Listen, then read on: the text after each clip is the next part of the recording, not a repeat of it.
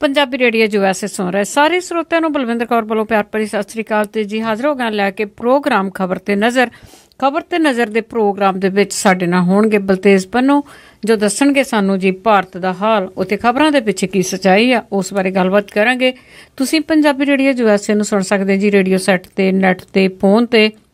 Radio set ਤੇ ਸੁਣ ਲਈ ਤੁਸੀਂ ਸਟੂਡੀਓ 'ਚ ਕਾਲ ਕਰਕੇ ਪਤਾ ਕਰ ਸਕਦੇ ਆ ਜੀ। ਫੋਨ ਤੇ ਸੁਣ ਲਈ 832 551 5029 8325515029 6054756868 ਜੇ ਨੈੱਟ ਤੇ ਸੁਣਨਾ www.punjabiradiousa.com ਤੇ ਤੁਸੀਂ ਜੀ ਇਹ ਸੁਣ ਸਕਦੇ ਆ। ਤੇ ਪੰਜਾਬੀ ਰੇਡੀਓ USA ਦੇ ਇਸ ਪ੍ਰੋਗਰਾਮ ਨੂੰ ਸਪਾਂਸਰ ਕੀਤਾ ਗਿਆ ਜੀ ਰਜਿੰਦਰ ਕੌਰ ਜੀ ਸੈਨੋਜੇ ਤੋਂ, ਰਣਜੀਤ ਸਿੰਘ ਜੀ ਨਿਊ ਜਰਸੀ ਤੋਂ, ਕਰਮਪਾਲ ਸਿੰਘ ਤੇ ਜਸਜੀਤ ਕੌਰ ਕਲੋਵਿਸ ਤੋਂ ਤੇ ਜਸਵੀਰ ਸਿੰਘ ਸਰਾਏ ਬਿਕਰਸਫੀਲਡ ਤੋਂ ਬਹੁਤ ਇਹਨਾਂ ਦੇ ਧੰਨਵਾਦੀ ਹਾਂ ਜਿਨ੍ਹਾਂ ਨੇ ਪ੍ਰੋਗਰਾਮ ਨੂੰ ਸਪਾਂਸਰ ਕੀਤਾ। ਹੁਣ ਗੱਲਬਾਤ ਕਰਦੇ ਹਾਂ ਜੀ ਆਪਾਂ ਬਲਤੇਜ ਪੰਨੂ ਹੋਰਾਂ ਦੇ ਨਾਲ। ਬਲਤੇਜ ਸਿੰਘ ਪੰਨੂ ਜੀ ਸਤਿ ਸ੍ਰੀ ਅਕਾਲ, ਸਵਾਗਤ ਹੈ ਪੰਜਾਬੀ ਰੇਡੀਓ USA ਤੇ। ਸਤਿ ਸ੍ਰੀ ਅਕਾਲ ਜੀ, ਧੰਨਵਾਦ ਜੀ, ਮਿਹਰਬਾਨੀ ਜੀ। ਬਲਤੇਜ ਪੰਨੂ ਜੀ ਆਪਾਂ ਗੱਲਬਾਤ ਸ਼ੁਰੂ ਕਰਦੇ ਹਾਂ। ਜਿਵੇਂ ਮੀਂਹਾਂ ਨੇ ਬਹੁਤ ਹੀ ਅੱਤ ਚੱਕੀ ਹੋਈ ਆ, ਏਦਾਂ ਹੀ ਕਹਿ ਸਕਦੇ ਆ, ਤੇ ਜੰਮੂ ਕਸ਼ਮੀਰ ਦੇ ਜਿਹੜੇ ਹਾਲਾਤ ਆ ਉਹ ਹੁਣ ਕਿਸ ਤਰ੍ਹਾਂ ਨੇ? ਪਾਣੀ ਲੱਥਣਾ ਸ਼ੁਰੂ ਹੋਇਆ ਜੀ, ਇਸ ਕਰਕੇ ਕੁਝ ਜਿਹੜੇ ਨੇ ਉਹ ਕਾਬੂ ਹੇਠ ਨੇ ਹਾਲਾਤ, ਪਰ ਲੋਕਾਂ ਦਾ ਬਹੁਤ ਮੰਦਾ ਹਾਲ ਹੈ ਜੀ। ਲੋਕੀ ਅਜੇ ਵੀ ਛੱਤਾਂ ਰੁੱਖਾਂ ਦੇ ਉੱਤੇ ਜਿਹੜੇ ਚੜੇ ਹੋਏ ਇੰਤਜ਼ਾਰ ਕਰ ਰਹੇ ਨੇ ਜੀ ਕਿ ਕਦੋਂ ਉਹਨਾਂ ਤੱਕ ਜਿਹੜੀ ਆ ਉਹ ਰਾਹਤ ਪਹੁੰਚੇ। ਕੱਲ ਜਿਹੜੇ ਰਾਹਤ ਆਫਿਸਰ ਨੇ ਉਹਨਾਂ ਦੇ ਉੱਤੇ ਟਰੱਕਾਂ ਦੇ ਉੱਤੇ ਕੁਝ ਪਥਰਾਓ ਵੀ ਕੀਤਾ ਗਿਆ ਜੀ। ਲੋਕਾਂ ਦੀ ਮਾਨਸਿਕ ਸਥਿਤੀ ਜਿਹੜੀ ਆ ਉਹ ਸਮਝੀ ਜਾ ਸਕਦੀ ਹੈ। ਜਿਹੜੇ ਲੋਕ 3-3 4-4 ਦਿਨ ਤੋਂ ਭੁੱਖੇ ਨੇ, ਉਹਨਾਂ ਦੇ ਬੱਚੇ ਭੁੱਖੇ ਨੇ, ਤੇ ਇਹੋ ਜਿਹੇ ਹਾਲਾਤ ਜਿਹੜੇ ਨੇ ਉਹ ਅਕਸਰ ਪੈਦਾ ਹੋ ਜਾਂਦੇ ਨੇ ਜੀ। ਪਰ ਇਹਦੇ ਵਿੱਚ ਰਾਹਤ ਜਿਹੜੇ ਪਹੁੰਚਾਉਣ ਵਾਲੇ ਨੇ ਉਹਨਾਂ ਦਾ ਵੀ ਕੋਈ ਕਸੂਰ ਨੀਗਾ ਜੀ। ਉਹਨਾਂ ਦੇ ਉੱਤੇ ਪਥਰਾਓ ਜਿਹੜਾ ਜੀ ਉਹ ਕੀਤਾ ਗਿਆ, ਉਹਦੇ ਨਾਲ ਕੁਝ ਸਮੇਂ ਦੇ ਵਾਸਤੇ ਇਸ ਖਿੱਤੇ ਦੇ ਵਿੱਚ ਜਿਹੜੇ ਉਹ ਰਾਹਤ ਦਾ ਕੰਮ ਉਹ ਰੋਕਣਾ ਵੀ ਪਿਆ, ਕਿਉਂਕਿ ਉਹਨਾਂ ਨੇ ਕਿਹਾ, ਬੰਦਿਆਂ ਨੇ ਕੁਝ ਇੱਕ ਨੇ ਅਨਾਊਂਸ ਕਰਤਾ ਜੀ ਕਿ ਅਸੀਂ ਪੱਥਰ ਮਾਰਾਂਗੇ ਜੇ ਇੱਥੇ ਹੈਲੀਕਾਪਟਰ ਉਤਰੇ। 4 ਜਿਹੜੇ ਭਰੇ ਹੋਏ ਹੈਲੀਕਾਪਟਰ ਸੀਗੇ ਜੀ ਰਾਹਤ ਦੇ, ਉਹਨਾਂ ਨੂੰ ਫਿਰ ਮੋੜਨਾ ਪੈ ਗਿਆ।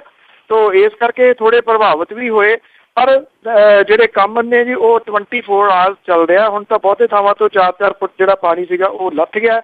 ਇਸ ਕਰਕੇ ਕੁਝ ਕੰਮ ਜਿਹੜਾ ਜੀ ਉਹ ਰਾਹਤ ਦਾ ਸੌਖਾ ਹੋਇਆ। ਫੌਜ ਅਜੇ ਵੀ ਦਿਨ ਰਾਤ ਜਿਹੜੀ ਹੈ ਜੀ ਉਹ ਲੱਗੀ ਹੋਈ ਆ। 70 ਦੇ ਕਰੀਬ ਹੈਲੀਕਾਪਟਰ ਜਿਹੜੇ ਨੇ ਉਹ ਲਗਾਤਾਰ ਲੋਕਾਂ ਨੂੰ ਕੱਢ ਰਹੇ ਨੇ, ਪਰ ਅਜੇ ਵੀ ਰਾਜਬਾਗ ਗੋਲਬਾਗ ਦਾ ਜਿਹੜਾ ਏਰੀਆ ਸ੍ਰੀਨਗਰ ਦੇ ਆਲੇ ਦੁਆਲੇ ਦੇ ਵਿੱਚ ਉੱਥੇ 20-20 ਫੁੱਟ ਪਾਣੀ ਜਿਹੜਾ ਜੀ ਉੱਚਾ ਹੋਣ ਕਰਕੇ ਜਿਹੜੇ ਮਕਾਨ ਉਸ ਪਾਣੀ 'ਚ ਡੁੱਬੇ ਹੋਏ ਨੇ, ਲੱਗਦਾ ਨਹੀਂ ਜੀ ਕਿ ਉਹਨਾਂ ਦੇ ਵਿੱਚੋਂ ਬਹੁਤੇ ਜਿਹੜੇ ਨੇ ਉਹ ਬਚੇ ਹੋਏ ਹੋਣਗੇ।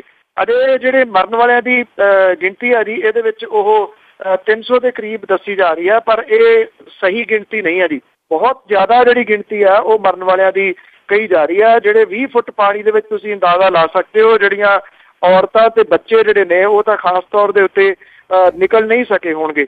ਅਸਲ ਗਿਣਤੀ ਤਾਂ ਜਦੋਂ ਪਾਣੀ ਲੱਥ ਜੂਗਾ ਜੀ ਉਦੋਂ ਹੀ ਪਤਾ ਲੱਗੂਗਾ, ਪਰ ਨੁਕਸਾਨ ਬਹੁਤ ਜ਼ਿਆਦਾ ਹੋਇਆ ਜੀ। ਜਿੱਥੇ ਜਾਨੀ ਨੁਕਸਾਨ ਹੋਇਆ ਉੱਥੇ ਮਾਲੀ ਨੁਕਸਾਨ ਬਹੁਤ ਜ਼ਿਆਦਾ ਜਿਹੜਾ ਜੀ ਉਹ ਹੋਇਆ। ਪਰ ਇੱਥੇ ਜਿਹੜੀ ਵੇਖਣ ਵਾਲੀ ਗੱਲ ਹੈ ਜੀ, ਫੌਜ ਦੀ ਤਾਂ ਦੇਖੋ ਤਾਰੀਫ ਕਰਨੀ ਬਣਦੀ ਹੈ। 24 ਆਵਰਸ ਉਹਨਾਂ ਦੇ ਵੱਲੋਂ ਜਿਹੜਾ ਜੀ ਇਹ ਕੀਤਾ ਜਾ ਰਿਹਾ, ਪਰ ਜਿਹੜੇ ਗੱਲ ਦੇ ਉੱਤੇ ਲੋਕਾਂ ਨੂੰ ਲੋਕਾਂ ਦੇ ਹੱਕਾਂ ਦੇ ਵਾਸਤੇ ਦੱਸਦੇ ਹੁੰਦੇ ਸੀ, ਹੂਰੀਅਤ ਕਾਨਫਰੰਸ ਦੂਜੇ ਤੇ, ਜੇ ਉਹ ਕਿਤੇ ਨਹੀਂ ਲੱਭ ਰਹੇ, ਕਿਉਂ ਇਸ ਮੁਸੀਬਤ ਦੇ ਮੌਕੇ ਦੇ ਉੱਤੇ ਕਿੱਥੇ ਗਏ? ਲੋਕਾਂ ਦੀ ਮਦਦ ਕਰਨ ਦੇ ਵਾਸਤੇ ਕਿਉਂ ਨਹੀਂ ਸਾਹਮਣੇ ਆਏ? ਜਿਹੜੇ ਤਰਸ਼ੂਲ ਵਗੈਰਾ ਵੰਡਦੇ ਸੀ ਜਾਂ ਜਿਹੜੇ ਕਹਿੰਦੇ ਸੀ ਅਸੀਂ ਉਹ ਚੱਕ ਦਿਆਂਗੇ, ਬਾਰਡਰ ਤੇ ਜਾ ਕੇ 20 ਮਾਰ ਕੇ ਆਵਾਂਗੇ, 50 ਮਾਰ ਕੇ ਆਵਾਂਗੇ, ਉਹ ਵੀ ਕਿਤੇ ਨਹੀਂ ਲੱਭੇ। ਇਹ ਜਿਹੜੀਆਂ ਲੋਕਾਂ ਨੂੰ ਭੜਕਾਉਣ ਵਾਲੀਆਂ ਜਥੇਬੰਦੀਆਂ ਸੀ ਨਾ ਜੀ, ਉਹ ਇਸ ਟਾਈਮ ਕਿਸੇ ਜਗ੍ਹਾ ਉੱਤੇ ਨਹੀਂ ਲੱਭੀਆਂ। ਹਾਂ, ਇੱਥੇ ਸ਼੍ਰੋਮਣੀ ਗੁਰਦੁਆਰਾ ਪ੍ਰਬੰਧਕ ਕਮੇਟੀ ਨੂੰ ਜ਼ਰੂਰ ਜਿਹੜਾ ਜੀ ਥੋੜਾ ਕ੍ਰੈਡਿਟ ਦੇਣਾ ਬਣਦਾ, ਕਿਉਂਕਿ ਗੁਰਦੁਆਰਾ ਬੁੰਗਾ ਸਾਹਿਬ ਆ ਜੀ ਉੱਥੇ ਹੈਲੀਕਾਪਟਰ ਦੇ ਰਾਹੀਂ ਰਸਤ ਪਹੁੰਚਾ ਕੇ ਉੱਥੇ ਜਿਹੜਾ ਜੀ ਲੰਗਰ ਦਾ ਪ੍ਰਬੰਧ ਕੀਤਾ ਗਿਆ ਪੀੜਤ ਲੋਕਾਂ ਦੇ ਵਾਸਤੇ। ਇਸ ਮੌਕੇ ਦੇ ਉੱਤੇ ਧਰਮ ਵਗੈਰਾ ਜਿਹੜਾ ਜੀ ਉਹਨੂੰ ਸਾਈਡ ਤੇ ਰੱਖ ਕੇ ਇਨਸਾਨੀਅਤ ਦੇ ਨਾਤੇ ਜਿਹੜਾ ਜੀ ਉਹ ਮਦਦ ਕਰਨੀ ਬਣਦੀ ਹੈ। ਸੋ ਇਹ ਜ਼ਰੂਰ ਚੰਗਾ ਹੋਇਆ ਜੀ ਕਿ ਸ਼੍ਰੋਮਣੀ ਗੁਰਦੁਆਰਾ ਪ੍ਰਬੰਧਕ ਕਮੇਟੀ ਨੇ ਉੱਥੇ ਲੰਗਰ ਲਾਇਆ ਜੀ। ਜੀ ਬਹੁਤ ਵਧੀਆ ਕੰਮ ਆ, ਕਿਉਂਕਿ ਖਾਣਾ ਪੀਣਾ ਪਹਿਲਾਂ ਆ ਜੀ। ਤੇ ਅਗਲੀ ਗੱਲ ਕਰੀਏ, ਇੱਕ ਇੱਥੇ ਸੀਨੀਅਰ ਆਫਿਸਰ ਨੇ ਜੀ ਧਰਮਜੀਤ ਗਰੇਵਾਲ, ਉਹਨਾਂ ਦੇ ਖਿਲਾਫ ਵੀ ਕਹਿੰਦੇ ਆ ਜਿਹੜਾ ਕੇਸ ਆ ਖੋਲਿਆ ਗਿਆ ਜੀ। ਇਹ ਪੰਜਾਬ ਸਰਕਾਰ ਨੇ ਸੀਨੀਅਰ IAS ਅਧਿਕਾਰੀ ਖੁਰਾਕ ਤੇ ਸਪਲਾਈ ਵਿਭਾਗ ਦਾ ਸਕੱਤਰ ਹੈ ਜੀ ਧਰਮਜੀਤ ਸਿੰਘ ਗਰੇਵਾਲ, ਉਹਦੇ ਖਿਲਾਫ ਅਨੁਸ਼ਾਸਨੀ ਕਾਰਵਾਈ ਜਿਹੜੀ ਹੈ ਜੀ ਉਹ ਕੀਤੀ ਹੈ। ਇਹ ਪਤਾ ਲੱਗਿਆ ਜੀ ਕਿ ਜਿਹੜੀ ਅਨੁਸ਼ਾਸਨ ਤੇ ਅਪੀਲ ਜਿਹੜੀ ਆ 1969 ਉਹਦੇ ਤਹਿਤ ਨੋਟਿਸ ਜਾਰੀ ਕੀਤਾ ਗਿਆ। ਧਰਮਜੀਤ ਸਿੰਘ ਗਰੇਵਾਲ ਜਿਹੜਾ ਜੀ ਉਹਨੂੰ ਇਹ ਨੋਟਿਸ ਦਿਹਾਤੀ ਵਿਕਾਸ ਤੇ ਪੰਚਾਇਤ ਵਿਭਾਗ ਦੇ ਕਮਿਸ਼ਨਰ ਤੇ ਨਿਯੁਕਤੀ ਦੇ ਦੌਰਾਨ ਜਿਹੜੀ ਕੁਤਾਹੀ ਕੀਤੀ ਗਈ ਹੈ ਉਹਦੇ ਕਰਕੇ ਕੀਤਾ ਗਿਆ ਜੀ। ਸਰਕਾਰ ਦੇ ਵੱਲੋਂ ਇਹ ਕਾਰਵਾਈ ਪੰਜਾਬ ਤੇ ਹਰਿਆਣਾ ਹਾਈ ਕੋਰਟ ਦੇ ਵੱਲੋਂ ਇਸ ਅਧਿਕਾਰੀ ਵੱਲੋਂ ਜਿਹੜੀ ਅਦਾਲਤੀ ਕਾਰਵਾਈ ਦੇ ਉੱਤੇ ਕੀਤੀਆਂ ਗਈਆਂ ਟਿੱਪਣੀਆਂ ਜਿਹੜੀਆਂ ਨੇ ਉਹਨੂੰ ਆਧਾਰ ਬਣਾ ਕੇ ਕੀਤੀ ਗਈ ਹੈ ਜੀ। ਇਹ ਜਿਹੜਾ ਅਧਿਕਾਰੀ ਹੈ ਜੀ 31 ਦਸੰਬਰ ਨੂੰ ਇਹ ਰਿਟਾਇਰ ਹੋ ਰਿਹਾ ਔਰ ਸਰਕਾਰ ਦੇ ਵੱਲੋਂ ਜਿਸ ਤਰੀਕੇ ਦੇ ਨਾਲ ਕਾਰਵਾਈ ਕੀਤੀ ਜਾ ਰਹੀ ਹੈ ਇਹ ਕਿਹਾ ਜਾ ਰਿਹਾ ਕਿ ਉਹਦੀ ਜਦੋਂ ਰਿਟਾਇਰਮੈਂਟ ਹੋਣੀ ਹੈ ਉਦੋਂ ਪਹਿਲਾਂ ਉਹਦੀ ਸਜ਼ਾ ਜਿਹੜੀ ਹੈ ਜੀ ਉਹ ਤੈਅ ਮੰਨੀ ਜਾ ਰਹੀ ਹੈ ਜੀ। ਜਿਹੜਾ ਧਰਮਜੀਤ ਸਿੰਘ ਗਰੇਵਾਲ ਆ ਜੀ ਉਹਦੇ ਵੱਲੋਂ ਪਟਿਆਲਾ ਦੇ ਪਿੰਡ ਤਰੋੜਾ ਕਲਾਂ ਦੀ ਪੰਚਾਇਤੀ ਜਿਹੜੀ ਇੱਕ ਜ਼ਮੀਨ ਸੀਗੀ ਜੀ ਇਹਦੇ ਵਾਸਤੇ ਜਿਹੜਾ ਮਾਲਕ ਸੀਗਾ ਜੀ ਉਹ ਪਟੀਸ਼ਨਰਾਂ ਨੂੰ ਬਣਾਉਣ ਦੇ ਦੋਸ਼ ਉਹਦੇ ਉੱਤੇ ਜਿਹੜੇ ਸੀਗੇ ਉਹ ਲੱਗੇ ਸੀਗੇ ਔਰ ਸਰਕਾਰ ਨੇ ਹਾਈ ਕੋਰਟ ਦੇ ਮੁਤਾਬਕ ਜਿਹੜਾ ਸੀਗਾ ਜੀ ਇਸ ਅਧਿਕਾਰੀ ਦੇ ਵੱਲੋਂ ਅਪੀਲ ਦੀ ਸੁਣਵਾਈ ਨਹੀਂ ਸੀ ਕੀਤੀ ਔਰ ਇਹ ਕੰਟੈਂਪਟ ਆਫ ਕੋਰਟ ਜਿਹੜਾ ਸੀਗਾ ਉਹ ਮੰਨਿਆ ਗਿਆ ਔਰ ਜਦੋਂ ਹਾਈ ਕੋਰਟ ਨੇ ਫੈਸਲਾ ਦਿੱਤਾ ਜੀ ਇਹਨੇ ਬੜੀਆਂ ਤਿੱਖੀਆਂ ਟਿੱਪਣੀਆਂ ਵੀ ਉਹਦੇ ਉੱਤੇ ਜਿਹੜੀਆਂ ਕੀਤੀਆਂ ਸਨ। ਇਸੇ ਕਰਕੇ ਇਹਦੇ ਉੱਤੇ ਹੁਣ ਇਹਦੇ ਰਿਟਾਇਰਮੈਂਟ ਤੋਂ ਪਹਿਲਾਂ ਇਹ ਕਾਰਵਾਈ ਹੋ ਰਹੀ ਹੈ। ਇਹਦੇ ਨਾਲ ਇਹਦੇ ਜਿਹੜੇ ਰਿਟਾਇਰਮੈਂਟ ਦੇ ਉੱਤੇ ਵੀ ਅਸਰ ਜਿਹੜਾ ਜੀ ਉਹ ਪੈਣਾ ਭਾਵ ਕਿ ਬਹੁਤੇ ਸਾਰੇ ਜਿਹੜੇ ਉਹਨੂੰ ਮਿਲਦੇ ਨੇ ਲਾਹੇ ਉਹਨਾਂ ਸਾਰਿਆਂ ਤੋਂ ਵਾਂਝਾ ਹੋ ਜਾਊਗਾ ਜੇ ਇਹਦੇ ਵਿੱਚ ਉਹਨੂੰ ਸਖਤ ਸਜ਼ਾ ਜਿਹੜੀ ਹੈ ਜੀ ਉਹ ਮਿਲ ਜਾਂਦੀ ਹੈ। ਸੀਨੀਅਰ ਆਫੀਸਰਸ ਦੇ ਵਿੱਚੋਂ ਇੱਕ ਗਿਣਿਆ ਜਾਂਦਾ ਜੀ ਧਰਮਜੀਤ ਸਿੰਘ ਗਰੇਵਾਲ ਹੋਰੀ। ਜੀ ਤੇ ਅੱਗੇ ਗੱਲ ਕਰੀਏ ਜਿਵੇਂ ਆਪਾਂ ਮੀਂਹ ਦੀ ਪਹਿਲਾਂ ਵੀ ਕੀਤੀ ਆ ਕਿ ਪੰਜਾਬ ਦੇ ਵਿੱਚ ਕੀ ਐਸਟੀਮੇਟ ਲਾਇਆ ਗਿਆ ਕਿ ਇੱਥੇ ਮੀਂਹ ਨਾਲ ਕਿੰਨਾ ਕੁ ਨੁਕਸਾਨ ਹੋਇਆ? ਹੁਣ ਜਿਹੜੀਆਂ ਰਿਪੋਰਟਾਂ ਸਾਹਮਣੇ ਆ ਰਹੀਆਂ ਨੇ ਜੀ ਉਹਦੇ ਮੁਤਾਬਕ ਬਹੁਤ ਜ਼ਿਆਦਾ ਨੁਕਸਾਨ ਜਿਹੜਾ ਜੀ ਉਹ ਹੋਇਆ। ਇਹਨੂੰ ਬੇਮੌਸਮਾ ਮੀਂਹ ਜਿਹੜਾ ਜੀ ਉਹ ਕਿਹਾ ਜਾ ਰਿਹਾ ਹੈ। ਐਕਚੁਅਲੀ ਸਾਰਾ ਕੁਝ ਉਲਟ ਪੁਲਟ ਜਿਹੜਾ ਜੀ ਮਨੁੱਖ ਨੇ ਆਪ ਹੀ ਕਰ ਲਿਆ, ਕਿਸੇ ਨੇ ਨਹੀਂ ਕੀਤਾ। ਅਜੇ ਸੜਕ ਜਿਹੜੀ ਇਹਨਾਂ ਦੀ ਛੋਟੀ ਜਿਹੀ ਗੱਲ ਮੈਂ ਦੱਸਦਾ ਕਿ ਬਠਿੰਡੇ ਤੋਂ ਚੰਡੀਗੜ੍ਹ ਤੱਕ ਅਜੇ ਕੋਈ ਉਹਦੇ ਉੱਤੇ ਕੰਮ ਨਹੀਂ ਸ਼ੁਰੂ ਹੋਇਆ। ਕਦੋਂ ਕੰਮ ਸ਼ੁਰੂ ਹੋਣਾ ਕਿਸੇ ਨੂੰ ਨਹੀਂ ਪਤਾ। ਪਹਿਲਾਂ 2 ਕੰਪਨੀਆਂ ਭੱਜ ਚੁੱਕੀਆਂ ਨੇ ਜਿਨ੍ਹਾਂ ਨੂੰ ਠੇਕਾ ਦਿੱਤਾ ਸੀ, ਹੁਣ ਨਵੀਆਂ ਜਿਹੜੀਆਂ ਕੰਪਨੀਆਂ ਸੀ ਉਹਨਾਂ ਨੂੰ ਠੇਕਾ ਦਿੱਤਾ ਗਿਆ। ਜਦੋਂ ਸੜਕ ਨਹੀਂ ਸ਼ੁਰੂ ਹੋਈ ਉਦੋਂ ਪਹਿਲਾਂ ਰੁੱਖਾਂ ਦਾ ਠੇਕਾ ਦੇ ਕੇ ਵੱਢ ਕੇ ਬਿਲੇ ਲਾ ਦਿੱਤੇ ਗਏ ਨੇ। ਬਠਿੰਡੇ ਤੋਂ ਲੈ ਕੇ ਚੰਡੀਗੜ੍ਹ ਤੱਕ ਦੀ ਜਿਹੜੀ ਸੜਕ ਵਾਇਆ ਪਟਿਆਲਾ ਆਉਂਦੀ ਹੈ ਰੁੰਡ ਮਰੁੰਡ ਕਰਤੀ ਹੈ ਜੀ। ਕਦੋਂ ਉੱਥੇ ਸੜਕ ਬਣੂਗੀ, ਕਦੋਂ ਨਵੇਂ ਰੁੱਖ ਜਿਹੜੇ ਨੇ ਉਹ ਲਾਏ ਜਾਣਗੇ ਕਿਸੇ ਨੂੰ ਕੁਝ ਨਹੀਂ ਪਤਾ ਜੀ। ਅੰਨ੍ਹੇਵਾਹ ਰੁੱਖਾਂ ਦੀ ਜਿਹੜੀ ਕਟਾਈ ਹੈ ਨਾ ਜੀ ਮਨੁੱਖ ਨੇ ਕਰਕੇ ਮਨੁੱਖ ਨੇ ਮੁਸੀਬਤ ਆਪ ਜਿਹੜੀ ਹੈ ਨਾ ਜੀ ਉਹ ਸਹੇੜੀ ਹੈ। ਉਹ ਚਾਹੇ ਉੱਤਰਾਖੰਡ ਵਾਲੀ ਹੋਵੇ, ਚਾਹੇ ਆ ਜੰਮੂ ਕਸ਼ਮੀਰ ਵਾਲੀ ਹੋਵੇ ਤੇ ਚਾਹੇ ਪੰਜਾਬ ਵਾਲੀ ਹੋਵੇ। ਲੋਕ ਕਹਿੰਦੇ ਨੇ ਕਿ ਮਾਨਸੂਨ ਜਿਹੜੀ ਹੈ ਜੀ ਉਹ ਬਦਲ ਗਈ ਹੈ, ਮਾਨਸੂਨ ਜਾਂਦੀ ਜਿਹੜੀ ਵਰਦੀ ਹੈ। ਅਸਲ ਦੇ ਵਿੱਚ ਮਨੁੱਖ ਜਿਹੜਾ ਨਾ ਜੀ ਉਹਨੇ ਆਪਣਾ ਸੁਭਾਅ ਬਦਲ ਲਿਆ ਤੇ ਫਿਰ ਜਿਹੜੀ ਨੇਚਰ ਹੈ ਉਹਨੇ ਵੀ ਆਪਣਾ ਜਿਹੜਾ ਰੰਗ ਦਿਖਾਉਣਾ ਸ਼ੁਰੂ ਕੀਤਾ। ਇਸੇ ਕਰਕੇ ਹੁਣ ਉਹ ਪਹਿਲਾਂ ਜਿਹੜੀ ਝੜੀ ਲੱਗਦੀ ਹੁੰਦੀ ਸੀ 3-3 ਦਿਨ ਨਿੱਕਾ ਮੀਂਹ ਪੈਂਦਾ ਸੀਗਾ, ਪਾਣੀ ਜਿਹੜਾ ਜੀਰ ਜਾਇਆ ਕਰਦਾ ਸੀਗਾ ਅਕਸਰ ਧਰਤੀ ਦੇ ਵਿੱਚ, ਉਹ ਸਾਰਾ ਕੁਝ ਖਤਮ ਹੋ ਗਿਆ। ਹੁਣ ਜਦੋਂ ਮੀਂਹ ਪੈਂਦਾ ਅੱਧਾ ਘੰਟਾ ਪੌਣਾ ਘੰਟਾ ਮੀਂਹ ਜਦੋਂ ਪਿਆ ਐਡੀ ਜ਼ੋਰ ਦੀ ਮੀਂਹ ਪੈਂਦਾ ਏਦਾਂ ਲੱਗਦਾ ਜੀ ਜਿਵੇਂ ਬੱਦਲ ਫਟ ਗਿਆ ਹੋਵੇ ਤੇ ਉਹ ਨਾ ਤਾਂ ਪਾਣੀ ਜਿਹੜਾ ਥੱਲੇ ਜਾਂਦਾ ਜੀ ਜੀਰ ਦਾ, ਬਸ ਫਿਰ ਉਹ ਹੜ੍ਹਾਂ ਦਾ ਕਾਰਨ ਜਿਹੜਾ ਜੀ ਉਹ ਬਣਦਾ ਹੈ। ਹੜ੍ਹਾਂ ਦੇ ਕਰਕੇ ਪੰਜਾਬ ਦੇ ਵਿੱਚ 27 ਜਾਨਾਂ ਜਿਹੜੀਆਂ ਨੇ ਉਹ ਗਈਆਂ ਨੇ। 7000 ਤੋਂ ਵੱਧ ਨੁਕਸਾਨ ਜਿਹੜਾ ਮਕਾਨਾਂ ਨੂੰ ਪਹੁੰਚਿਆ। 2.25 ਲੱਖ ਏਕੜ ਫਸਲ ਜਿਹੜੀ ਹੈ ਜੀ ਉਹ ਡੁੱਬ ਗਈ ਹੈ ਜੀ। 5 ਦਰਜਨ ਤੋਂ ਜ਼ਿਆਦਾ ਜਿਹੜੇ ਪਸ਼ੂ ਨੇ ਉਹਨਾਂ ਦੀ ਮੌਤ ਜਿਹੜੀ ਹੈ ਜੀ ਉਹ ਹੋਈ ਹੈ। 2216 ਘਰ ਜਿਹੜੇ ਨੇ ਜਿਨ੍ਹਾਂ ਦੇ ਕਮਰੇ ਜਾਂ ਛੱਤਾਂ ਜਿਹੜੀਆਂ ਨੇ ਉਹ ਡਿੱਗ ਪਈਆਂ ਨੇ। ਸਰਕਾਰ ਹੁਣ ਜਿਹੜੀ ਹੈ ਜੀ ਇਹਦੀ ਗਿਰਦਾਵਰੀ ਜਿਹੜੀ ਉਹ ਕਰ ਰਹੀ ਹੈ ਪਰ ਬਹੁਤ ਸਲੋ ਆ ਜੀ। ਉਹ ਦੂਜੇ ਪਾਸੇ ਕਿਸਾਨ ਖੇਤ ਮਜ਼ਦੂਰ ਜਿਹੜੇ ਯੂਨੀਅਨ ਨੇ ਜੀ ਉਹਨਾਂ ਨੇ ਇਹ ਕਿਹਾ ਕਿ ਸਰਕਾਰ ਨੇ ਕੋਈ ਹੜ੍ਹ ਪੀੜਤਾਂ ਦੀ ਮਦਦ ਨਹੀਂ ਕੀਤੀ। ਪੰਜਾਬ ਸਰਕਾਰ ਨੇ ਉਹਨਾਂ ਨੇ ਬਾਂਹ ਨਹੀਂ ਫੜੀ। ਉਹਨਾਂ ਨੇ 17 ਤਰੀਕ ਨੂੰ ਜੀ ਮੋਗੇ ਦੇ ਵਿੱਚ ਇੱਕ ਵੱਡੀ ਰੋਸ ਰੈਲੀ ਜਿਹੜੀ ਹੈ ਜੀ ਉਹ ਰੱਖ ਦਿੱਤੀ ਹੈ ਇਸ ਸਬੰਧ ਦੇ ਵਿੱਚ ਕਿ ਸਰਕਾਰ ਕਿਉਂ ਨਹੀਂ ਬੋਲੀ। ਹੁਣ ਪ੍ਰੋਬਲਮ ਇਹ ਹੈ ਕਿ ਟਰੱਕ ਆਉਣੇ ਸੀ ਪੈਸਿਆਂ ਦੇ, ਉਹ ਆਏ ਨਹੀਂ ਤੋ ਸਰਕਾਰ ਦੇ ਪੱਲੇ ਕੁਝ ਨਹੀਂ ਹੈਗਾ ਜੀ। ਜੇ ਸਰਕਾਰ ਐਲਾਨ ਕਰੇ ਵੀ ਤਾਂ ਕੀ ਐਲਾਨ ਕਰੇ ਜੀ, ਉਹਦਾ ਖਜ਼ਾਨਾ ਤਾਂ ਜਿਹੜਾ ਜੀ ਖਾਲੀ ਪਿਆ, ਕਿੱਥੋਂ ਦੇਊਗੀ ਉਹ ਜਿਹੜੀ ਸਰਕਾਰ ਹੈ। ਪਰ ਦੂਜੇ ਪਾਸੇ ਸਰਕਾਰ ਦੱਸ ਜ਼ਰੂਰ ਰਹੀ ਹੈ ਜੀ ਕਿ ਇੰਨਾ ਨੁਕਸਾਨ ਹੋ ਗਿਆ। ਨੁਕਸਾਨ ਤਾਂ ਹੋ ਗਿਆ ਪਰ ਤੁਸੀਂ ਇਹ ਮਦਦ ਕਿਵੇਂ ਕਰੋਗੇ ਜੀ ਕਿਸਾਨਾਂ ਦੀ, ਕਿਉਂਕਿ ਜਿਹੜੇ ਠੇਕੇ ਦੇ ਉੱਤੇ ਲੈ ਕੇ ਵਾਹੁੰਦੇ ਨੇ ਪਹਿਲਾਂ ਤਾਂ ਜੀ ਉਹਨਾਂ ਨੂੰ ਡੀਜ਼ਲ ਨੇ ਮਾਰਿਆ ਜੀ। ਤਕਰੀਬਨ ਤੁਸੀਂ ਇਹ ਲਾ ਲਓ ਕਿ ਕਿੱਲੇ ਦੇ ਹਿਸਾਬ ਦੇ ਨਾਲ ਜੇ ਐਵਰੇਜ ਲਾਈ ਜਾਵੇ ਤਾਂ 5000 ਰੁਪਈਆ ਐਕਸਟਰਾ ਖਰਚਾ ਜਿਹੜਾ ਜੀ ਉਹ ਬਿਜਲੀ ਨਾ ਹੋਣ ਦੀ ਵਜ੍ਹਾ ਕਰਕੇ, ਮਾਨਸੂਨ ਘੱਟ ਹੋਣ ਦੀ ਵਜ੍ਹਾ ਕਰਕੇ ਡੀਜ਼ਲ ਦਾ ਪੈ ਗਿਆ। ਪਹਿਲਾਂ ਤਾਂ ਉਹ ਪਾਲੀ ਜੀ ਬੱਚਿਆਂ ਤੋਂ ਵੱਧ ਜਿਹੜੀ ਪੁੱਤਾਂ ਵਾਂਗੂ ਫਸਲ ਪਾਲੀ ਸੀ, ਮੁੜ ਕੇ ਜਿਹੜੀ ਮਾਨਸੂਨ ਜਿਹੜੀ ਹੈ ਜੀ ਵਰੀ ਰਹਿੰਦੀ ਖੁੰਦੀ ਕਸਰ ਜਿਹੜੀ ਉਹਨੇ ਕਰ ਦਿੱਤੀ। ਛੋਟਾ ਜ਼ਿਮੀਦਾਰ ਜਿਹੜਾ ਜੀ ਉਹ ਮਾਰਿਆ ਗਿਆ ਜੀ। ਬਿਲਕੁਲ ਜੀ, ਜ਼ਿਮੀਦਾਰ ਨੂੰ ਪਹਿਲਾਂ ਸੋਕੇ ਨੇ ਮਾਰਿਆ, ਹੁਣ ਡੋਬੇ ਨੇ ਮਾਰਿਆ, ਉਹ ਤਾਂ ਵਿਚਾਰੇ ਵਿੱਚ ਪੀਸ ਹੋ ਰਹੇ ਆ। ਤੇ ਅਗਲੀ ਗੱਲ ਕਰੀਏ ਜਿਵੇਂ ਪੰਜਾਬ ਦੇ ਵਿੱਚ ਜੀ ਹਾਦਸੇ ਅਜੇ ਵੀ ਉਸੇ ਤਰ੍ਹਾਂ ਬਹੁਤ ਹੋ ਰਹੇ ਆ। ਬਹੁਤ ਹਾਦਸੇ ਜਿਹੜੇ ਜੀ ਕਈ ਦਿਨ ਹੁੰਦੇ ਨੇ ਜੀ ਕਿ ਪਰ ਪ੍ਰੋਬਲਮ ਜਿਹੜੀ ਨਾ ਭੈਣ ਜੀ ਇੱਥੇ ਇਹ ਆ ਰਹੀ ਹੈ ਕਿ ਲੋਕ ਜਿਹੜੇ ਨੇ ਨਾ ਉਹ ਨਹੀਂ ਸੁਧਰਦੇ ਜੀ। ਮੈਂ ਅਕਸਰ ਇਹ ਗੱਲ ਕਰਦਾ ਕਿ ਬੜੀਆਂ ਵੱਡੀਆਂ ਕੋਠੀਆਂ ਵੱਡੀਆਂ ਕਾਰਾਂ ਲੋਕਾਂ ਕੋਲੇ ਆ ਗਈਆਂ, ਪਰ ਜਿਹੜੀ ਸੈਂਸ ਹੁੰਦੀ ਨਾ ਜੀ ਡਰਾਈਵ ਦੇ ਵਾਸਤੇ ਉਹ ਨਹੀਂ ਲੋਕਾਂ ਦੇ ਕੋਲੇ ਆਈ। ਜਿਹੜੇ 2 ਵੀਲਰਾਂ ਵਾਲੇ ਨੇ ਅੰਨ੍ਹੇਵਾਹ ਉਹ ਚੱਲਦੇ ਨੇ, ਉਹ ਕਿਸੇ ਚੀਜ਼ ਦੀ ਕੇਅਰ ਨਹੀਂ ਕਰਦੇ। ਪਰ ਦੂਜੇ ਪਾਸੇ ਇਹ ਵੀ ਹੈ ਕਿ ਜਿਹੜੇ ਵੱਡੇ ਵਹੀਕਲਸ ਵਾਲੇ ਨੇ, ਬੱਸਾਂ ਖਾਸ ਤੌਰ ਦੇ ਉੱਤੇ ਕਹਿਣ 'ਚ ਮੈਨੂੰ ਕੋਈ ਅਰਜ਼ ਨਹੀਂ ਗਾ ਜੀ ਕਿ ਜਿਹੜੀਆਂ ਬਾਦਲਾਂ ਦੀਆਂ ਬੱਸਾਂ ਨੇ ਉਹ ਤਾਂ ਬਸ ਬੰਦੇ ਮਿੱਧ ਦੀਆਂ ਜਿਹੜੀਆਂ ਉਹ ਫਿਰਦੀਆਂ ਨੇ ਜੀ। ਇੱਥੇ ਚੰਡੀਗੜ੍ਹ ਦੇ ਨਜ਼ਦੀਕ ਜਿਹੜਾ ਹਾਦਸਾ ਹੋਇਆ, ਇਹ ਜਿਹੜੀ ਔਰਬਿਟ ਦੀ ਬੱਸ ਆ ਜੀ, ਉਹਨੇ 2 ਜਾਣਿਆਂ ਨੂੰ ਜਿਹੜਾ ਜੀ ਉਹ ਦਰੜ ਦਿੱਤਾ ਆਪਣੇ ਥੱਲੇ ਲੈ ਕੇ। ਇਸੇ ਤਰ੍ਹਾਂ ਦਾ ਇੱਕ ਹਾਦਸਾ ਜਿਹੜਾ ਜੀ ਸੰਗਰੂਰ ਦੇ ਨੇੜੇ 2 ਸੜਕ ਹਾਦਸੇ ਹੋਏ ਜੀ। ਇਹਦੇ ਵਿੱਚ ਮਾਂ ਤੇ ਧੀ ਮਾਰੀਆਂ ਗਈਆਂ, ਇੱਕ ਵਿਅਕਤੀ ਦੀ ਹੋਰ ਜਿਹੜੀ ਮੌਤ ਹੋਈ, 3 ਜਾਣੇ ਜਿਹੜੇ ਜੀ ਉਹ ਜ਼ਖਮੀ ਜਿਹੜੇ ਹੋਏ ਦੱਸੇ ਜਾਂਦੇ ਨੇ। ਇੱਕ ਹਾਦਸਾ ਜਿਹੜਾ ਬਡਰੁੱਖਾਂ ਦੇ ਕੋਲੇ ਜਿਹੜਾ ਵਾਪਰਿਆ, ਇਹ ਵੀ ਸੜਕ ਹਾਦਸੇ ਦੇ ਵਿੱਚ ਇੱਕ ਔਰਤ ਦੀ ਮੌਤ ਜਿਹੜੀ ਆ ਜੀ ਉਹ ਹੋਈ ਹੈ। ਇਸ ਵੇਲੇ ਜਿਹੜੀ ਐਵਰੇਜ ਆ ਨਾ ਦੀ ਜਿਹੜੀ ਔਨ ਦੀ ਸਪੌਟ ਜਿਹੜੇ ਲੋਕ ਮਰ ਜਾਂਦੇ ਨੇ ਪੰਜਾਬ ਦੇ ਵਿੱਚ ਸੜਕ ਹਾਦਸਿਆਂ 'ਚ, ਮੈਂ ਬਾਰ-ਬਾਰ ਤਾਂ ਯਾਦ ਕਰਾਉਣਾ ਹੁੰਦਾ ਕਿ ਜਦੋਂ ਤੁਸੀਂ ਇੱਥੇ ਆਉਂਦੇ ਹੋ ਇਹਨਾਂ ਚੀਜ਼ਾਂ ਦਾ ਬਹੁਤ ਧਿਆਨ ਰੱਖੋ। 1 ਦਰਜਨ ਦੇ ਕਰੀਬ ਲੋਕ ਜਿਹੜੇ ਨੇ ਉਹ ਸੜਕ ਹਾਦਸਿਆਂ ਦੇ ਵਿੱਚ ਚਿੜੀ ਦੇ ਪਹੁੰਚੇ ਜਿੰਨੇ ਪੰਜਾਬ ਦੇ ਵਿੱਚ ਮਰ ਰਹੇ ਨੇ। ਇਹ ਗਿਣਤੀ ਉਹ ਆ ਜਿਹੜੀ ਔਨ ਦੀ ਸਪੌਟ ਮਾਰੇ ਜਾਂਦੇ ਨੇ। ਜਿਨ੍ਹਾਂ ਲੋਕਾਂ ਦੀ ਹਸਪਤਾਲ ਦੇ ਵਿੱਚ ਬਾਅਦ ਦੇ ਵਿੱਚ ਡੈਥ ਹੁੰਦੀ ਆ 5 ਦਿਨੀ 14 ਦਿਨੀ 10 ਦਿਨੀ, ਉਹ ਜੇਕਰ ਇਹਦੇ ਵਿੱਚ ਜੋੜ ਲਿਆ ਜਾਵੇ ਤਾਂ ਤੁਸੀਂ ਅੰਦਾਜ਼ਾ ਲਾ ਸਕਦੇ ਹੋ ਕਿ ਕਿੰਨੀਆਂ ਡੈਥ ਜਿਹੜੀਆਂ ਨੇ ਪੰਜਾਬ ਦੇ ਵਿੱਚ ਇਹਨਾਂ ਸੜਕ ਹਾਦਸਿਆਂ ਦੇ ਵਿੱਚ ਹੋ ਰਹੀਆਂ ਨੇ। ਸਭ ਤੋਂ ਮਾੜੀ ਗੱਲ ਇਹ ਹੈ ਕਿ ਜਿਨ੍ਹਾਂ ਜਿਹੜੇ ਲੋਕ ਰਾਜ ਕਰ ਰਹੇ ਨੇ ਜਾਂ ਜਿਨ੍ਹਾਂ ਨੇ ਲੋਕਾਂ ਨੇ ਰਾਜ ਕਰਨਾ, ਕਦੀ ਵੀ ਉਹਨਾਂ ਦੇ ਵਾਸਤੇ ਇਹ ਵਿਸ਼ਾ ਜਿਹੜਾ ਜੀ ਉਹਨਾਂ ਦੇ ਚੋਣ ਮੈਨੀਫੈਸਟੋ ਦੇ ਵਿੱਚ ਸ਼ਾਮਲ ਨਹੀਂ ਹੋਇਆ ਕਿ ਅਸੀਂ ਸੜਕ ਹਾਦਸਿਆਂ ਨੂੰ ਰੋਕਣ ਦੇ ਵਾਸਤੇ ਕੀ ਕਰਨਾ। ਜੀ ਤੇ ਅੱਗੇ ਗੱਲ ਕਰੀਏ, ਜਿਵੇਂ ਪੰਜਾਬ ਦੇ ਵਿੱਚ ਆ ਜਾਂ ਪੂਰੇ ਭਾਰਤ ਦੇ ਵਿੱਚ ਆ ਕਿੰਨੀ ਬਦਨਾਮੀ ਹੋ ਚੁੱਕੀ ਆ, ਜਿਹੜੇ ਗੈਂਗ ਰੇਪ ਹੁੰਦੇ ਆ, ਪੈਸੇ ਰੇਪ ਹੁੰਦੇ ਆ, ਇਹਨਾਂ ਨੂੰ ਕਦੋਂ ਠੱਲ ਪਾਓਗੇ? ਭਾਜੀ ਬੜੇ ਸਖਤ ਕਾਨੂੰਨ ਜਿਹੜੇ ਜੀ ਬਣ ਗਏ ਇੱਥੇ।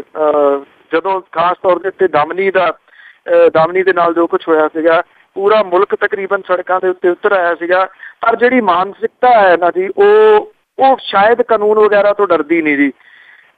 ਜਿਹੜੀ ਨਰਸ ਜਿਹਨੇ ਦਮਨੀ ਦਾ ਇਲਾਜ ਕੀਤਾ ਸੀਗਾ, ਇਹ ਉਹਦੇ ਨਾਲ ਵਾਪਰਿਆ ਜੀ ਸਾਰਾ ਕੁਛ ਇੱਥੇ। ਜਿਹੜੀ ਕਹਾਣੀ ਉਹ ਨਰਸ ਦੱਸਦੀ ਆ ਉਹਦੇ ਵਿੱਚ ਵੀ ਕੁਛ ਚੀਜ਼ਾਂ ਜਿਹੜੀਆਂ ਨੇ ਨਾ ਜੀ ਉਹ ਫਿਸ਼ੀ ਲੱਗਦੀਆਂ ਨੇ। ਉਹ ਕਹਿੰਦੀ ਕਿ ਇੱਕ ਔਰਤ ਮੈਨੂੰ ਮਿਲੀ ਸੀਗੀ ਦਿੱਲੀ, ਉਹ ਕਹਿੰਦੀ ਕਿ ਮੇਰਾ ਕੋਈ ਇੱਥੇ ਹੈ ਨਹੀਂ, ਮੈਂ ਇਲਾਜ ਕਰਾਉਣਾ, ਮੈਂ ਉਹਨੂੰ ਆਪਣੇ ਘਰੇ ਲੈ ਗਈ, ਮੈਨੂੰ ਬੱਸ ਅੱਡੇ ਤੇ ਮਿਲੀ ਸੀ, ਬਾਅਦ ਦੇ ਵਿੱਚ ਉਹਦਾ ਹਸਬੈਂਡ ਉਹਨੂੰ ਲੈ ਗਿਆ। ਉਹ ਕਹਿੰਦੀ ਉਹਦੇ ਹਸਬੈਂਡ ਨੇ ਮੈਨੂੰ ਫੋਨ ਕੀਤਾ ਕਿ ਉਹ ਤਾਂ ਮਰਨ ਕੰਢੇ ਪਈ ਆ ਤੇ ਆਖਰੀ ਟਾਈਮ ਤੇ ਤੈਨੂੰ ਦੇਖਣਾ ਚਾਹੁੰਦੀ ਆ। ਮੈਂ ਕਹਿੰਦੀ ਟ੍ਰੇਨ ਫੜ ਕੇ ਆ ਗਈ ਤੇ ਮੈਨੂੰ ਸਕੂਟਰ ਤੇ ਬਿਠਾ ਕੇ ਜਿਹੜਾ ਸੀਗਾ ਜੀ ਉਹ ਇੱਕ ਅਣਦੱਸੀ ਜਗ੍ਹਾ ਦੇ ਉੱਤੇ ਲੈ ਗਿਆ ਜਿੱਥੇ ਕੁਝ ਬੰਦੇ ਪਹਿਲਾਂ ਵੀ ਮੌਜੂਦ ਸੀ। ਉਹ ਤਾਂ ਇਹ ਕਹਿੰਦੀ ਆ ਕਿ ਉੱਥੇ ਲੜਕੀਆਂ ਵੀ ਹੈਗੀਆਂ ਸੀਗੀਆਂ ਜਿੱਥੇ ਉਹਦੇ ਨਾਲ ਗੈਂਗ ਰੇਪ ਜਿਹੜਾ ਜੀ ਉਹ ਕੀਤਾ ਗਿਆ। ਪੁਲਿਸ ਨੇ ਤੁਰੰਤ ਪਰਚਾ ਦਰਜ ਕੀਤਾ। ਇਹ ਬੁਢਲਾਡੇ ਦੇ ਵਿੱਚ ਹੋਇਆ ਜੀ। ਪਰਚਾ ਦਰਜ ਕਰਕੇ 2 ਜਾਣੇ ਜਿਹੜੇ ਜੀ ਉਹ ਗ੍ਰਿਫਤਾਰ ਵੀ ਕਰ ਲਏ। ਹੁਣ ਇਹ ਪਤਾ ਲੱਗਿਆ ਜੀ ਕਿ ਇਹ ਜਿਹੜੀ ਨਰਸ ਹੈ ਜੀ ਉਹਨੇ ਆਪਣਾ ਮੈਡੀਕਲ ਜਿਹੜੀ ਜਾਂਚ ਹੈ ਜੀ ਉਹ ਕਰਵਾਉਣ ਤੋਂ ਨਾ ਕਰ ਦਿੱਤੀ ਹੈ ਜੀ। ਉਹ ਕਿਉਂ ਨਾ ਕਰ ਰਹੀ ਹੈ ਜੀ ਇਹਦਾ ਕੁਝ ਵੀ ਜਿਹੜਾ ਜੀ ਪਤਾ ਨਹੀਂ ਲੱਗ ਰਿਹਾ। ਇਹ ਵੀ ਪਤਾ ਲੱਗਿਆ ਜੀ ਕਿ ਉਹ ਸ਼ਾਇਦ ਜਿਹੜੀ ਡਰਦੀ ਹੋਈ ਜਿਹੜੀ ਹੈ ਜੀ ਉਹ ਪੁਲਿਸ ਨੂੰ ਕੁਝ ਵੀ ਦੱਸਣ ਤੋਂ ਇਸ ਵੇਲੇ ਘਬਰਾ ਰਹੀ ਹੈ। ਹੁਣ ਪੁਲਿਸ ਨੇ ਇੱਕ ਡਿਫਰੈਂਟ ਤਰੀਕੇ ਨਾਲ ਇਨਵੈਸਟੀਗੇਸ਼ਨ ਜਿਹੜੀ ਹੈ ਜੀ ਇਸ ਕੇਸ ਦੀ ਸ਼ੁਰੂ ਕੀਤੀ ਹੈ ਜੀ। ਇਸ ਕੇਸ ਦੇ ਵਿੱਚ ਸ਼ਾਮਲ ਕੋਈ ਰਮਨਦੀਪ ਕੌਰ ਨਾਂ ਦੀ ਜਿਹੜੀ ਔਰਤ ਹੈ ਉਹ ਪੁਲਿਸ ਦੇ ਤੋਂ ਗ੍ਰਿਫਤ ਤੋਂ ਜਿਹੜੀ ਹੈ ਜੀ ਉਹ ਬਚਣ ਦੇ ਕਰਕੇ ਅਜੇ ਇਸ ਕੇਸ ਦੀਆਂ ਪਰਤਾਂ ਜਿਹੜੀਆਂ ਨੇ ਨਾ ਉਹ ਅਧੂਰੀਆਂ ਕਹੀਆਂ ਜਾ ਰਹੀਆਂ ਨੇ ਜੀ। ਇਹ ਔਰਤ ਦਾ ਜਿਹੜਾ ਪਰਿਵਾਰ ਹੈ ਜੀ ਉਹਦੇ ਰਾਹੀਂ ਇਸ ਔਰਤ ਨੂੰ ਲੱਭਣ ਦੀ ਕੋਸ਼ਿਸ਼ ਜਿਹੜੀ ਕੀਤੀ ਜਾ ਰਹੀ ਹੈ। ਇਹ ਪਤਾ ਲੱਗਾ ਜੀ ਕਿ ਇਹਦੇ ਮੁੱਖ ਮੁਲਜ਼ਮ ਜਿਹੜਾ ਬਲਵਿੰਦਰ ਸਿੰਘ ਹੈ ਤੇ ਦੂਸਰਾ ਹੈਗਾ ਜੀ ਸੁਰਜੀਤ ਸਿੰਘ, ਇਹ ਹਸਨਪੁਰ ਦੇ ਰਹਿਣ ਵਾਲਾ। ਇੱਕ ਜੀ ਲਖਵਿੰਦਰ ਸਿੰਘ, ਇੱਕ ਦੀਪਕ ਕੁਮਾਰ ਹੈ ਤੇ ਹਸਨਪੁਰ ਦੇ। ਇਹਨਾਂ ਦੇ 2 ਨੂੰ ਗ੍ਰਿਫਤਾਰ ਕੀਤਾ। ਬਾਕੀਆਂ ਦੇ ਵਾਸਤੇ ਜਿਹੜੇ ਛਾਪੇਮਾਰੀ ਆ ਉਹ ਕੀਤੀ ਜਾ ਰਹੀ ਹੈ।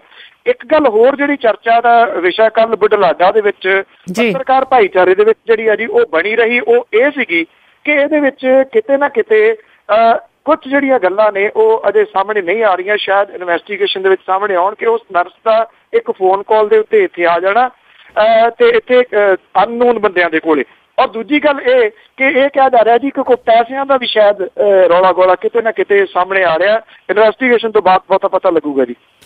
ਜੀ ਤੇ ਅੱਗੇ ਗੱਲ ਕਰਦੇ ਆ ਜੀ, ਜਿਵੇਂ ਲੁੱਟ ਖਸੁੱਟ ਦੀ ਆ ਚਿੱਟ ਫੰਡ ਕੰਪਨੀਆਂ ਉਹਨਾਂ ਨੇ ਕਾਫੀ ਚੂਨਾ ਲਾਇਆ ਲੋਕਾਂ ਨੂੰ ਤੇ ਹੁਣ ਕਹਿੰਦੇ ਬਾਰੀ ਆ ਗਈ ਆ ਜਿਹੜੇ ਕਰਜ਼ੇ ਦੇਣ ਵਾਲੇ ਆ ਉਹ ਕੰਪਨੀਆਂ ਵੀ ਘੱਟ ਨਹੀਂ ਕਰ ਰਹੀਆਂ। ਚਿੱਟ ਫੰਡ ਕੰਪਨੀਆਂ ਵਾਲਾ ਤਾਂ ਤੁਸੀਂ ਆਪਾਂ ਸਾਂਝਾ ਕੀਤਾ ਸੀਗਾ ਜੀ। ਇੱਥੇ ਟਪਾ ਬਰਨਾਲਾ ਇਹ ਸਾਰੇ ਏਰੀਏ ਦੇ ਵਿੱਚ ਇੱਕ ਚਿੱਟ ਫੰਡ ਕੰਪਨੀ ਬਣੀ ਸੀ ਜੀ, 70 ਕਰੋੜ ਰੁਪਈਏ ਦਾ ਰਗੜਾ ਲਾ ਕੇ ਤੁਰਦੀ ਬਣੀ, ਤੇ ਉਹਦਾ ਬ੍ਰਾਂਡ ਅੰਬੈਸਡਰ ਸੀਗਾ ਜੀ ਗਿੱਪੀ ਗਰੇਵਾਲ, ਜਿਹੜਾ ਗਾਇਕ ਹੈ ਜੀ। ਉਹ ਉਹਦੀ ਐਡ ਕਰਦਾ ਸੀਗਾ ਟੀਵੀ ਦੇ ਉੱਤੇ। ਤੇ ਪੁਲਿਸ ਜਿਹੜੀ ਹੈ ਜੀ, ਇਹ ਕਿਹਾ ਜਾ ਰਿਹਾ ਕਿ ਹੌਲੀ ਹੌਲੀ ਉਹਦੇ ਤੱਕ ਵੀ ਪਹੁੰਚ ਸਕਦੀ ਹੈ, ਉਹਨੂੰ ਵੀ ਜਿਹੜਾ ਜੀ ਉਹ ਪੁੱਛ ਸਕਦੀ ਹੈ। ਐਸੇ ਦੀ ਖਾਤਰ ਇਹ ਜਿਹੜੇ ਸਿੰਗਰ ਨੇ ਨਾ ਜੀ, ਇਹ ਨਹੀਂ ਕੇਅਰ ਕਰਦੇ ਕਿ ਇਹਦੇ ਨਾਲ ਲੋਕ ਕਿਵੇਂ ਲੁੱਟੇ ਜਾਣਗੇ। ਆਪਾਂ ਦੇਖੇ ਜੀ ਪੰਜਾਬ ਦੀਆਂ ਐਡਾਂ ਕਿ 24 ਘੰਟੇ ਬਿਜਲੀ ਆ ਗਈ, ਇੱਥੇ ਜਗਮਗ ਕਰਦੀ ਹੈ ਜੀ, ਨੌਕਰੀਆਂ ਅੰਤ ਹੀ ਕੋਈ ਨਹੀਂ ਰਿਹਾ, ਕੋਈ ਵਿਹਲਾ ਹੀ ਨਹੀਂ ਰਿਹਾ ਇੱਥੇ। ਏਦਾਂ ਦੇ ਝੂਠ ਵੀ ਜਿਹੜੇ ਆ ਨਾ ਜੀ ਉਹ ਬੋਲੀ ਜਾਂਦੇ ਨੇ। ਤਾਂ ਇਸੇ ਤਰ੍ਹਾਂ ਦਾ ਇਹ ਝੂਠ ਸੀਗਾ ਚਿੱਟ ਫੰਡ ਕੰਪਨੀ ਵਾਲਾ, ਜਿਹਦੇ 'ਚ ਲੋਕ ਠੱਗੇ ਗਏ। ਹੁਣ ਬਠਿੰਡੇ ਦੇ ਵਿੱਚ ਜਿਹੜਾ ਜੀ ਲੋਨ ਦਿਵਾਉਣ ਦੇ ਝਾਂਸੇ ਦੇ ਵਿੱਚ ਜਿਹੜੇ ਠੱਗੇ ਗਏ ਲੋਕ ਨੇ ਜੀ, ਉਹ ਪੁਲਿਸ ਦੇ ਕੋਲੇ ਪਹੁੰਚੇ ਨੇ। ਇਹ ਦੱਸਿਆ ਗਿਆ ਜੀ ਕਿ ਸ੍ਰੀ ਰਾਮ ਕੰਸਲਟੈਂਟ ਕੰਪਨੀ ਹੈ ਜੀ ਇੱਕ, ਜਿਹਨੇ ਲੋਕਾਂ ਨੂੰ ਲੱਖਾਂ ਰੁਪਏ ਦੇ ਜਿਹੜੇ ਲੋਨ ਕਰਵਾ ਕੇ ਦੇਣ ਦਾ ਝਾਂਸਾ ਦਿੱਤਾ ਸੀਗਾ, ਔਰ ਮੋਟਾ ਪੈਸਾ ਜਿਹੜਾ ਜੀ ਉਹ ਉਹਨਾਂ ਨੇ ਠੱਗ ਲਿਆ। ਤੇ ਹੁਣ ਉਹਨਾਂ ਦਾ ਦਫ਼ਤਰ ਜਿਹੜਾ ਜੀ ਉਹਨੂੰ ਤਾਲੇ ਲੱਗੇ ਹੋਏ ਨੇ। ਜ਼ਮੀਨਾਂ ਦੀਆਂ ਫਰਦਾਂ ਮੰਗਵਾ ਲਈਆਂ, ਕਈ ਕੁਝ ਜਿਹੜਾ ਜੀ ਕਰਵਾ ਲਿਆ ਕਿ ਬਸ ਲੋਨ ਤੁਹਾਡਾ ਹੋਇਆ ਲਓ, ਇੰਨੀ ਫੀਸ ਜਿਹੜੀ ਹੈ ਜੀ ਉਹ ਬਣਦੀ ਹੈ। ਉਹ ਫੀਸ ਇਕੱਠੀ ਕਰਕੇ ਆਪਣਾ ਲੋਨ ਇਕੱਠਾ ਕਰਕੇ ਜਿਹੜਾ ਜੀ ਉਹ ਨਿਕਲ ਗਏ। ਕਿੰਨਾ ਕੁ ਪੈਸਾ ਇਕੱਠਾ ਕਰ ਗਏ ਇਹ ਪਤਾ ਨਹੀਂ ਲੱਗ ਰਿਹਾ, ਪਰ ਇਹ ਕਿਹਾ ਜਾ ਰਿਹਾ ਜੀ ਕਿ ਇਹ ਵੀ ਮਾਮਲਾ ਜਿਹੜਾ ਕਰੋੜਾਂ ਦਾ ਹੀ ਦੱਸੀਦਾ। ਅੱਗੇ ਤੋਂ ਅੱਗੇ ਉਹਨਾਂ ਨੇ ਏਜੰਟ ਛੱਡੇ ਹੋਏ ਨੇ ਜੀ, ਵੀ ਜੇ ਲੋਨ ਲੈਣਾ ਫਲਾਨਾ ਬੰਦਾ ਹੈ ਜੀ ਉੱਥੇ, ਉਹ ਕੰਪਨੀ ਜਿਹੜੀ ਦਵਾਉਂਦੀ ਹੈ, ਰੁਪਈਆ ਸਾਰਾ 20-25 ਹਜ਼ਾਰ ਲੱਗਦਾ, ਤੇ ਫਿਰ ਤੁਹਾਨੂੰ 20-25 ਲੱਖ ਦਾ ਲੋਨ ਦਵਾ ਦਿੰਦੇ ਨੇ। ਉਹ ਆਪਣਾ ਪੈਸਾ ਜਿਹੜਾ ਜੀ ਇਕੱਠਾ ਕਰਕੇ ਪਹਿਲਾਂ 70 ਕਰੋੜ ਵਾਲੇ ਨਿਕਲ ਗਏ, ਹੁਣ ਇਹ ਜਿਹੜੇ ਕਈ ਕਰੋੜ ਵਾਲੇ ਨੇ ਜੀ ਉਹ ਨਿਕਲ ਗਏ ਨੇ, ਤੇ ਲੋਕ ਜਦੋਂ ਠੱਗੇ ਗਏ ਆ ਜੀ, ਹੁਣ ਪੁਲਿਸ ਦੇ ਕੋਲੇ ਤੁਰੇ ਫਿਰਦੇ ਆ ਜੀ ਕਿ ਸਾਨੂੰ ਦੱਸੋ। ਜਿਹੜੇ ਚਿੱਟ ਫੰਡ ਕੰਪਨੀਆਂ ਵਾਲੇ ਸੀਗੇ ਜੀ, ਦੇਖੋ ਇਹ ਤਾਂ ਅਕਲ ਲੋਕਾਂ ਨੂੰ ਵੀ ਚਾਹੀਦੀ ਹੈ ਨਾ ਕਿ 1 ਲੱਖ ਰੁਪਈਏ ਦਾ ਜਿਹੜਾ 10,000 ਰੁਪਈਆ ਮਹੀਨੇ ਦਾ ਦੇ ਰਹੇ ਆ, ਕਿੰਨੀ ਦੇਰ ਤੱਕ ਉਹ ਦੇਣਗੇ ਜੀ, ਔਰ ਕਿਵੇਂ ਦੇਣਗੇ। ਜੀ ਬਿਲਕੁਲ, ਇਹ ਤਾਂ ਬਹੁਤ ਸੋਚਣੇ ਵਾਲੀ ਗੱਲ ਹੈ। ਤੇ ਅੱਗੇ ਗੱਲ ਕਰੀਏ ਜੀ ਮੈਡੀਕਲ ਦੇ ਵਿੱਚ ਜਿਹੜੇ ਸਟੂਡੈਂਟ ਜਾਣਾ ਚਾਹੁੰਦੇ ਆ, ਜਿਹੜੇ ਬੱਚੇ ਆ ਡਾਕਟਰ ਬਣਨਾ ਚਾਹੁੰਦੇ ਆ, ਪਰ ਉਹ ਇੰਨਾ ਮਹਿੰਗਾ ਹੋ ਗਿਆ ਹੈ ਕਿ ਆਮ ਬੱਚਾ ਉਹਦੇ ਵਿੱਚ ਜਾ ਨਹੀਂ ਸਕਦਾ। ਕੀ ਭਾਰਤ ਚਾਹੁੰਦਾ ਆ ਕਿ ਅਮੀਰ ਲੋਕ ਹੀ ਹੋਰ ਅਮੀਰ ਹੋਣ ਜਾਂ ਅਮੀਰ ਲੋਕਾਂ ਦੇ ਬੱਚੇ ਹੀ ਪੜ੍ਹਨ? ਕੁਝ ਹਾਲਾਤ ਤਾਂ ਜਿਹੜੇ ਨੇ ਨਾ ਜੀ ਉਹ ਪੰਜਾਬ ਦੇ ਤਾਂ ਕਮ ਸੇ ਕਮ ਇਹੋ ਜਿਹੇ ਹੀ ਬਣ ਰਹੇ ਨੇ ਜੀ ਕਿ ਕਿਸੇ ਤਰੀਕੇ ਦੇ ਨਾਲ ਲੋਕਾਂ ਨੂੰ ਐਜੂਕੇਸ਼ਨ ਤੋਂ ਰੋਕਿਆ ਜਾਵੇ ਜੀ। ਉਹ ਚਾਹੇ 4700 ਜਿਹੜਾ ਐਸੋਸੀਏਟ ਜਿਹੜੇ ਸਕੂਲ ਨੇ ਜੀ, ਜਿਹੜੇ ਪੰਜਾਬ ਸਕੂਲ ਸਿੱਖਿਆ ਬੋਰਡ ਦੇ, ਉਹਨਾਂ ਨੂੰ ਜੰਦਰੇ ਲੱਗਣ ਦੇ ਪ੍ਰਬੰਧ ਤਕਰੀਬਨ ਹੋ ਗਏ ਨੇ, ਅਗਲੇ ਸਾਲ ਤੋਂ ਉਹਨਾਂ ਨੂੰ ਲੱਗ ਜਾਣੇ ਨੇ। ਭਾਵ ਕਿ ਰੋਕਿਆ ਜਾ ਰਿਹਾ ਜੀ ਕਿ ਬੱਚੇ ਜਿਹੜੇ ਨੇ ਉਹ ਪੜ੍ਹ ਨਾ ਜਾਣ ਕਿਤੇ ਸਕੂਲਾਂ ਦੇ ਵਿੱਚ। MBBS ਦੀਆਂ 41 ਸੀਟਾਂ ਖਾਲੀ ਹੋਣ ਦੇ ਬਾਵਜੂਦ 250 ਉਮੀਦਵਾਰਾਂ ਵੱਲੋਂ ਡਿਗਰੀ ਨਾ ਲੈਣ ਦਾ ਫੈਸਲਾ ਜਿਹੜਾ ਜੀ ਉਹ ਕੀਤਾ ਗਿਆ। MBBS ਕੋਰਸ ਦੇ ਵਿੱਚ ਦਾਖਲਾ ਨਾ ਲੈਣ ਦਾ ਜਿਹੜਾ ਫੈਸਲਾ ਜੀ, ਸੂਬੇ ਦੇ ਵਿੱਚ ਇਹਨਾਂ ਵਿਦਿਆਰਥੀਆਂ ਦੇ ਵਾਸਤੇ MBBS ਦੀਆਂ 41 ਸੀਟਾਂ ਜਿਹੜੀਆਂ ਖਾਲੀ ਨੇ ਜੀ। ਪੰਜਾਬ ਦੇ 8 ਮੈਡੀਕਲ ਕਾਲਜਾਂ ਦੇ ਵਿੱਚ 170 ਸੀਟਾਂ ਦੀ ਕਾਉਂਸਲਿੰਗ ਤੇ ਅਖੀਰ ਦੇ ਵਿੱਚ 41 ਸੀਟਾਂ ਖਾਲੀ ਰਹਿ ਗਈਆਂ ਜੀ। 250 ਦੇ ਕਰੀਬ ਯੋਗ ਉਮੀਦਵਾਰ ਬੈਠੇ ਨੇ, ਪਰ ਉਹ ਵਿਚਾਰੇ ਫੀਸ ਨਹੀਂ ਦੇ ਸਕਦੇ। ਸਭ ਤੋਂ ਵੱਡਾ ਮਜਬੂਰੀ ਜਿਹੜੀ ਜੀ ਉਹ ਉਹਨਾਂ ਦੀ ਇਹਦੇ ਵਿੱਚ ਬਣ ਗਈ ਜੀ। ਪਿਛਲੇ ਸਾਲ MBBS ਸੀਟਾਂ ਦੀ ਕਾਉਂਸਲਿੰਗ ਦੀ ਮੌਕੇ ਦੇ ਉੱਤੇ ਜੀ ਸਰਕਾਰੀ ਤੇ ਮੈਨੇਜਮੈਂਟ ਕੋਟੇ ਦੀਆਂ ਸੀਟਾਂ ਲਈ ਫੀਸਾਂ ਦੇ ਵਿੱਚ ਵਾਧੇ ਦਾ ਐਲਾਨ ਕੀਤਾ ਗਿਆ ਸੀਗਾ। ਸਰਕਾਰੀ ਕੋਟੇ ਦੀਆਂ ਜਿਹੜੀਆਂ ਸੀਟਾਂ ਦੀ ਫੀਸ ਆ ਜੀ, ਇਹ 1.5 ਲੱਖ ਰੁਪਏ ਤੋਂ ਵਧਾ ਕੇ 2 ਲੱਖ ਰੁਪਏ ਸਾਲਾਨਾ ਕਰ ਦਿੱਤੀ ਗਈ ਸੀਗੀ ਜੀ। ਮੈਨੇਜਮੈਂਟ ਕੋਟੇ ਦੀਆਂ ਸੀਟਾਂ ਜਿਹੜੀਆਂ ਨੇ ਉਹਦੀ 4 ਲੱਖ ਰੁਪਏ ਤੋਂ ਵਧਾ ਕੇ 6 ਲੱਖ ਰੁਪਏ ਸਾਲਾਨਾ ਜਿਹੜੀ ਸੀ ਉਹ ਕਰ ਦਿੱਤੀ ਗਈ ਸੀਗੀ ਜੀ। ਜਦੋਂ ਇੰਨੀ ਫੀਸ ਹੋ ਗਈ ਤੇ ਤੁਸੀਂ ਅੰਦਾਜ਼ਾ ਲਾਓ ਕਿ 6 ਲੱਖ ਰੁਪਈਆ ਸਾਲ ਦਾ ਜੇ ਕਿਸੇ ਨੇ ਮੈਨੇਜਮੈਂਟ ਕੋਟੇ ਦੇ ਵਿੱਚ ਇਹ ਸੀਟ ਲੈਣੀ ਹੈ, ਤੇ ਜੇ ਸਰਕਾਰੀ ਕੋਟੇ ਦੇ ਵਿੱਚ ਸੀਟ ਲੈਣੀ ਹੈ, ਪਹਿਲੀ ਤਾਂ ਗੱਲ ਮਿਲਦੀ ਨਹੀਂ, ਉਹ ਮੋਟਾ ਪੈਸਾ ਤੁਹਾਨੂੰ ਚੜਾਉਣਾ ਪੈਂਦਾ। ਉਹ 2 ਲੱਖ ਰੁਪਈਆ ਸਾਲ ਦਾ। ਕਿਸੇ ਟਾਈਮ ਇਹ ਕਿਹਾ ਜਾਂਦਾ ਹੁੰਦਾ ਸੀਗਾ ਜੀ ਕਿ ਫਲਾਨਾ ਜੁੱਤੀਆਂ ਗੰਢਣ ਵਾਲਾ ਜੀ, ਉਹਦਾ ਬੱਚਾ MBBS ਡਾਕਟਰ ਬਣ ਗਿਆ। ਫਲਾਨਾ ਬੰਦਾ ਰਕਸ਼ਾ ਚਲਾਉਣ ਵਾਲਾ, ਉਹਦਾ ਬੱਚਾ ਜਿਹੜਾ ਸੀਗਾ ਉਹ ਡਾਕਟਰ ਬਣ ਗਿਆ। ਇਹ ਤਾਂ ਹੁਣ ਕਹਾਣੀਆਂ ਜਿਹੜੀਆਂ ਨੇ ਕਿਤਾਬਾਂ ਦੇ ਰੂਪ ਦੇ ਵਿੱਚ ਪੜ੍ਹੀਆਂ ਜਾ ਸਕਦੀਆਂ ਨੇ, ਉਹਦੇ ਰਿਐਲਿਟੀ ਦੇ ਵਿੱਚ ਸ਼ਾਇਦ ਮੁੜ ਕੇ ਕਦੀ ਸਾਹਮਣੇ ਨਹੀਂ ਆਉਣਗੀਆਂ। ਹੁਣ ਤਾਂ ਡਾਕਟਰਾਂ ਦੇ ਨਿਆਣੇ ਹੀ ਡਾਕਟਰ ਬਣਨਗੇ, ਜਿੱਦਾਂ ਦਾ ਬਿਆਨ ਪ੍ਰਕਾਸ਼ ਸਿੰਘ ਬਾਦਲ ਹੋਰੀ ਕਈ ਸਾਲ ਪਹਿਲਾਂ ਦਿੰਦੇ ਹੁੰਦੇ ਸੀ। ਹੁਣ ਸਮਝ ਆਉਣ ਲੱਗਿਆ ਕਿ ਵਕੀਲ ਦਾ ਮੁੰਡਾ ਵਕੀਲ, ਡਾਕਟਰ ਦਾ ਮੁੰਡਾ ਡਾਕਟਰ ਤੇ ਸਿਆਸਤਦਾਨ ਦਾ ਮੁੰਡਾ ਸਿਆਸਤਦਾਨ। ਜੀ ਬਿਲਕੁਲ ਬਿਲਕੁਲ, ਉਹ ਗੱਲਾਂ ਜਿਹੜੀਆਂ ਉਹਨੇ ਕੀਤੀਆਂ ਸੀਗੀਆਂ ਉਹ ਉਹਨਾਂ ਨੇ ਇੰਪਲੀਮੈਂਟ ਕੀਤੀਆਂ ਜੀ ਹੁਣ। ਅਤੇ ਜੀ ਅੱਗੇ ਗੱਲ ਕਰੀਏ ਕਿ ਹਰਿਆਣਾ ਦੇ ਵਿੱਚ ਜਿਵੇਂ ਭਾਜਪਾ ਨੇ ਜਿਹੜੀਆਂ ਟਿਕਟਾਂ ਦੇਣੀਆਂ, ਉਹਨਾਂ ਦੀ ਵੰਡ ਕਿਸ ਤਰ੍ਹਾਂ ਕਰਨਗੇ? ਆਈ ਥਿੰਕ ਇੱਕ ਬੜੀ ਚੰਗੀ ਚੀਜ਼ ਜਿਹੜੀ ਹੈ ਜੀ ਭਾਰਤੀ ਜਨਤਾ ਪਾਰਟੀ ਨੇ ਇੱਥੇ ਕੀਤੀ ਆ। ਹਰਿਆਣਾ ਵਿਧਾਨ ਸਭਾ ਚੋਣਾਂ ਦੇ ਵਿੱਚ ਉਹਨੇ 43 ਉਮੀਦਵਾਰਾਂ ਦੀ ਪਹਿਲੀ ਸੂਚੀ ਜਿਹੜੀ ਹੈ ਜੀ ਉਹ ਜਾਰੀ ਕਰ ਦਿੱਤੀ ਹੈ। ਪਾਰਟੀ ਨੇ ਆਗੂਆਂ ਦੇ ਰਿਸ਼ਤੇਦਾਰ ਜਿਹੜੇ ਨੇ ਜੀ ਉਹਨਾਂ ਨੂੰ ਟਿਕਟਾਂ ਦੇਣ ਤੋਂ ਗੁਰੇਜ਼ ਕੀਤਾ। ਇਹ ਜਿਹੜੇ ਹਲਕੇ ਨੇ ਇਹਨਾਂ ਦੇ ਵਿੱਚ ਫੈਸਲਾ ਹਾਲ ਦੀ ਘੜੀ ਜਿਹੜਾ ਉਹ ਰੋਕ ਲਿਆ ਗਿਆ। ਪਾਰਟੀ ਨੇ 15 ਜਾਟਾਂ ਨੂੰ ਚੋਣ ਮੈਦਾਨ ਦੇ ਵਿੱਚ ਉਤਾਰਿਆ। ਪੰਜਾਬੀਆਂ ਤੇ ਸਿੱਖਾਂ ਨੂੰ ਨੇੜੇ ਲਿਆਉਣ ਦੇ ਯਤਨਾਂ ਵਜੋਂ ਜਿਹੜੀਆਂ ਟਿਕਟਾਂ ਨੇ ਉਹ ਦਿੱਤੀਆਂ ਗਈਆਂ ਨੇ ਜੀ। ਭਾਰਤੀ ਜਨਤਾ ਪਾਰਟੀ ਦੀ ਕੇਂਦਰੀ ਚੋਣ ਕਮੇਟੀ ਨੇ ਫੈਸਲਾ ਕੀਤਾ ਕਿ ਪਾਰਟੀ ਆਗੂਆਂ ਦੇ ਰਿਸ਼ਤੇਦਾਰਾਂ ਨੂੰ ਟਿਕਟਾਂ ਨਾ ਦਿੱਤੀਆਂ ਜਾਣ। ਇਹ ਫੈਸਲਾ ਕਰਕੇ ਪਾਰਟੀ ਨੇ ਜੀ ਨਰਿੰਦਰ ਮੋਦੀ ਦੇ ਵੱਲੋਂ ਕੀਤੇ ਗਏ ਫੈਸਲੇ ਉੱਤੇ ਮੋਹਰ ਜਿਹੜੀ ਆ ਜੀ ਉਹ ਲਾਈ ਹੈ। ਕੇਂਦਰੀ ਚੋਣ ਕਮੇਟੀ ਨੇ ਕਾਂਗਰਸ ਤੇ ਇੰਡੀਅਨ ਨੈਸ਼ਨਲ ਲੋਕ ਦਲ ਨੂੰ ਜਿਹੜਾ ਜੀ ਅਲਵਿਦਾ ਕਹਿ ਕੇ ਆਏ ਜਿਹੜੇ ਆਗੂ ਨੇ ਉਹਨਾਂ ਨੂੰ ਟਿਕਟਾਂ ਦਿੱਤੀਆਂ ਨੇ। ਭਾਰਤੀ ਜਨਤਾ ਪਾਰਟੀ ਦੇ ਵਿੱਚ ਸ਼ਾਮਲ ਹੋਏ ਕਾਂਗਰਸੀ ਨੇਤਾ ਤੇ ਸਾਬਕਾ ਮੰਤਰੀ ਚੌਧਰੀ ਬਿਰੇਂਦਰ ਸਿੰਘ ਦੀ ਘਰ ਵਾਲੀ ਪ੍ਰੇਮਲਤਾ ਚੌਧਰੀ ਨੂੰ ਉਚਾਨਾ ਕਲਾਂ ਤੋਂ ਟਿਕਟ ਜਿਹੜੀ ਆ ਉਹ ਦਿੱਤੀ ਹੈ। ਸਿਰਸੇ ਤੋਂ ਕਾਂਗਰਸ ਦੇ ਸਾਬਕਾ ਮੰਤਰੀ ਲక్ష్మణ ਸਿੰਘ ਦੀ ਧੀ ਸੁਨੀਤਾ ਸੇਤੀਆ ਤੇ ਰਣੀਆ ਤੋਂ ਸਾਬਕਾ ਮੰਤਰੀ ਜਗਦੀਸ਼ ਨਹਿਰਾ ਨੂੰ ਟਿਕਟ ਜਿਹੜੀ ਆ ਜੀ ਉਹ ਦਿੱਤੀ ਗਈ ਆ। ਭਾਜਪਾ ਦੇ ਵਿੱਚ ਸ਼ਾਮਲ ਹੋਏ ਕ੍ਰਿਸ਼ਨ ਪਵਾਰ ਨੂੰ ਇਸਰਾਨਾ, ਬਲਵੰਤ ਸਿੰਘ ਨੂੰ ਸਢੌਰਾ, ਸ਼ਮਸ਼ੇਰ ਸਿੰਘ ਨੂੰ ਖਰਕਰਾ ਤੇ ਮਹਿਮ ਤੋਂ ਟਿਕਟ ਜਿਹੜੀ ਆ ਜੀ ਉਹ ਦਿੱਤੀ ਗਈ ਹੈ। ਪੰਜਾਬੀ ਤੇ ਸਿੱਖ ਵਸੋਂ ਵਾਲੇ ਹਲਕੇ ਅਸੰਧ ਤੋਂ ਬਖਸ਼ੀਸ਼ ਸਿੰਘ ਵਿਰਕ ਹੈ ਉਹਨੂੰ ਟਿਕਟ ਜਿਹੜੀ ਆ ਜੀ ਉਹ ਦਿੱਤੀ ਗਈ ਹੈ। ਪਾਰਟੀ ਨੇ 7 ਔਰਤਾਂ ਨੂੰ ਵੀ ਟਿਕਟਾਂ ਜਿਹੜੀਆਂ ਨੇ ਜੀ ਉਹ ਦਿੱਤੀਆਂ ਨੇ ਔਰ ਜਿਹੜਾ ਕੈਪਟਨ ਅਭਿਮਨਿਊ ਨੂੰ ਨਰਨੌਦ, ਅਨਿਲ ਵਿਜ ਨੂੰ ਅੰਬਾਲਾ ਛਾਉਣੀ, ਰਾਮ ਵਿਲਾਸ ਸ਼ਰਮਾ ਨੂੰ ਮਹਿੰਦਰਗੜ੍ਹ, ਮਨੋਹਰ ਲਾਲ ਖੱਟਰ ਨੂੰ ਕਰਨਾਲ ਤੇ ਓਮ ਪ੍ਰਕਾਸ਼ ਧਨਖੜ ਨੂੰ ਬਾਦਲੀ ਤੋਂ ਚੋਣ ਮੈਦਾਨ ਦੇ ਵਿੱਚ ਉਤਾਰਿਆ ਜੀ। ਇਹਦੇ ਵਿੱਚ ਬਹੁਤੇ ਪੰਜਾਬੀ ਨੇ ਕਿਉਂਕਿ ਪੰਜਾਬੀ ਬੈਲਟ ਜਿਹੜੀ ਹੈ ਜੀ ਅੰਬਾਲਾ ਅਸੰਧ ਵਾਲੀ ਸਾਰੀ ਮੰਨੀ ਜਾਂਦੀ ਹੈ ਜੀ। ਤੇ ਅੱਗੇ ਜਿਸ ਤਰ੍ਹਾਂ ਜੀ ਦੰਗਲ ਚੱਲ ਰਿਹਾ ਆਪਣੇ ਦਿੱਲੀ ਦੇ ਵਿੱਚ ਸਰਕਾਰ ਬਣਾਉਣ ਲਈ, ਉਸ ਦੇ ਵਿੱਚ ਅਰਵਿੰਦ ਕੇਜਰੀਵਾਲ ਵੀ ਉਪ ਰਾਜਪਾਲ ਨੂੰ ਮਿਲੇ ਸੀ, ਉਹਨਾਂ ਨੇ ਮੁਲਾਕਾਤ ਕੀਤੀ ਸੀ। ਤਾਂ ਉਸ ਤੋਂ ਬਾਅਦ ਕੀ ਹੋਇਆ? ਉਪ ਰਾਜਪਾਲ ਹੋਰਾਂ ਨੂੰ ਉਹਨਾਂ ਨੇ ਇੱਕ ਜਿਹੜੀ ਲਿਖਤੀ ਚਿੱਠੀ ਦਿੱਤੀ ਹੈ। ਇਹ ਕਿਹਾ ਕਿ ਜਿਹੜੀ ਤੁਸੀਂ ਲੈਟਰ ਦੇ ਕੇ ਆਏ ਹੋ ਰਾਸ਼ਟਰਪਤੀ ਨੂੰ ਉਹ ਵਾਪਸ ਲਓ। ਉਹਨਾਂ ਨੇ ਇਹ ਗੱਲ ਕਹੀ ਹੈ ਕਿ ਇੱਥੇ ਜਿਹੜੀ ਸਰਕਾਰ ਬਣ ਸਕਦੀ ਹੈ ਉਹ ਇੱਕੋ ਤਰੀਕੇ ਨਾਲ ਬਣ ਸਕਦੀ ਹੈ ਕਿ ਤੋੜ ਭੰਨ ਕਰਕੇ ਤੇ ਹੇਰਾ ਫੇਰੀ ਦੇ ਨਾਲ। ਉਹਨਾਂ ਕਿਹਾ ਕਿ ਜਿਹੜੇ ਦਿੱਲੀ ਦੇ ਲੋਕ ਨੇ ਅਸੀਂ ਉਹਨਾਂ ਨੂੰ ਸੜਕਾਂ ਤੇ ਲੈ ਆਵਾਂਗੇ ਜੇ ਇਸ ਤਰੀਕੇ ਦੇ ਨਾਲ ਜਿਹੜੀ ਹੈ ਜੀ ਉਹ ਸਰਕਾਰ ਬਣਾਉਣ ਦੀ ਕੋਸ਼ਿਸ਼ ਜਿਹੜੀ ਆ ਉਹ ਕੀਤੀ ਗਈ। ਬੀਜੇਪੀ ਅਜੇ ਵੀ ਜਿਹੜੀ ਹੈ ਜੀ ਉਹ ਹੱਥ ਪੈਰ ਪੂਰੇ ਮਾਰੀ ਜਾ ਰਹੀ ਹੈ। ਖਰੀਦੋ ਫਰੋਖਤ ਵਾਲਾ ਜਿਹੜਾ ਸਿਲਸਿਲਾ ਉਹ ਜਾਰੀ ਹੈ। ਹਾਂ, ਇੰਨਾ ਜ਼ਰੂਰ ਹੈ ਕਿ ਸਟਿੰਗ ਆਪਰੇਸ਼ਨ ਜਿਹੜਾ ਸੀਗਾ ਉਹ ਸਾਹਮਣੇ ਆਉਣ ਤੋਂ ਬਾਅਦ ਹੁਣ ਓਪਨਲੀ ਗੱਲਬਾਤ ਨਹੀਂ ਹੋ ਰਹੀ। ਬਹੁਤ ਡਰ ਕੇ ਜਿਹੜੀ ਹੈ ਜੀ ਉਹ ਗੱਲਬਾਤ ਕੀਤੀ ਜਾ ਰਹੀ ਹੈ ਤਾਂ ਕਿ ਕੋਈ ਹੋਰ ਸਟਿੰਗ ਆਪਰੇਸ਼ਨ ਜਿਹੜਾ ਉਹ ਨਾ ਹੋ ਜਾਵੇ।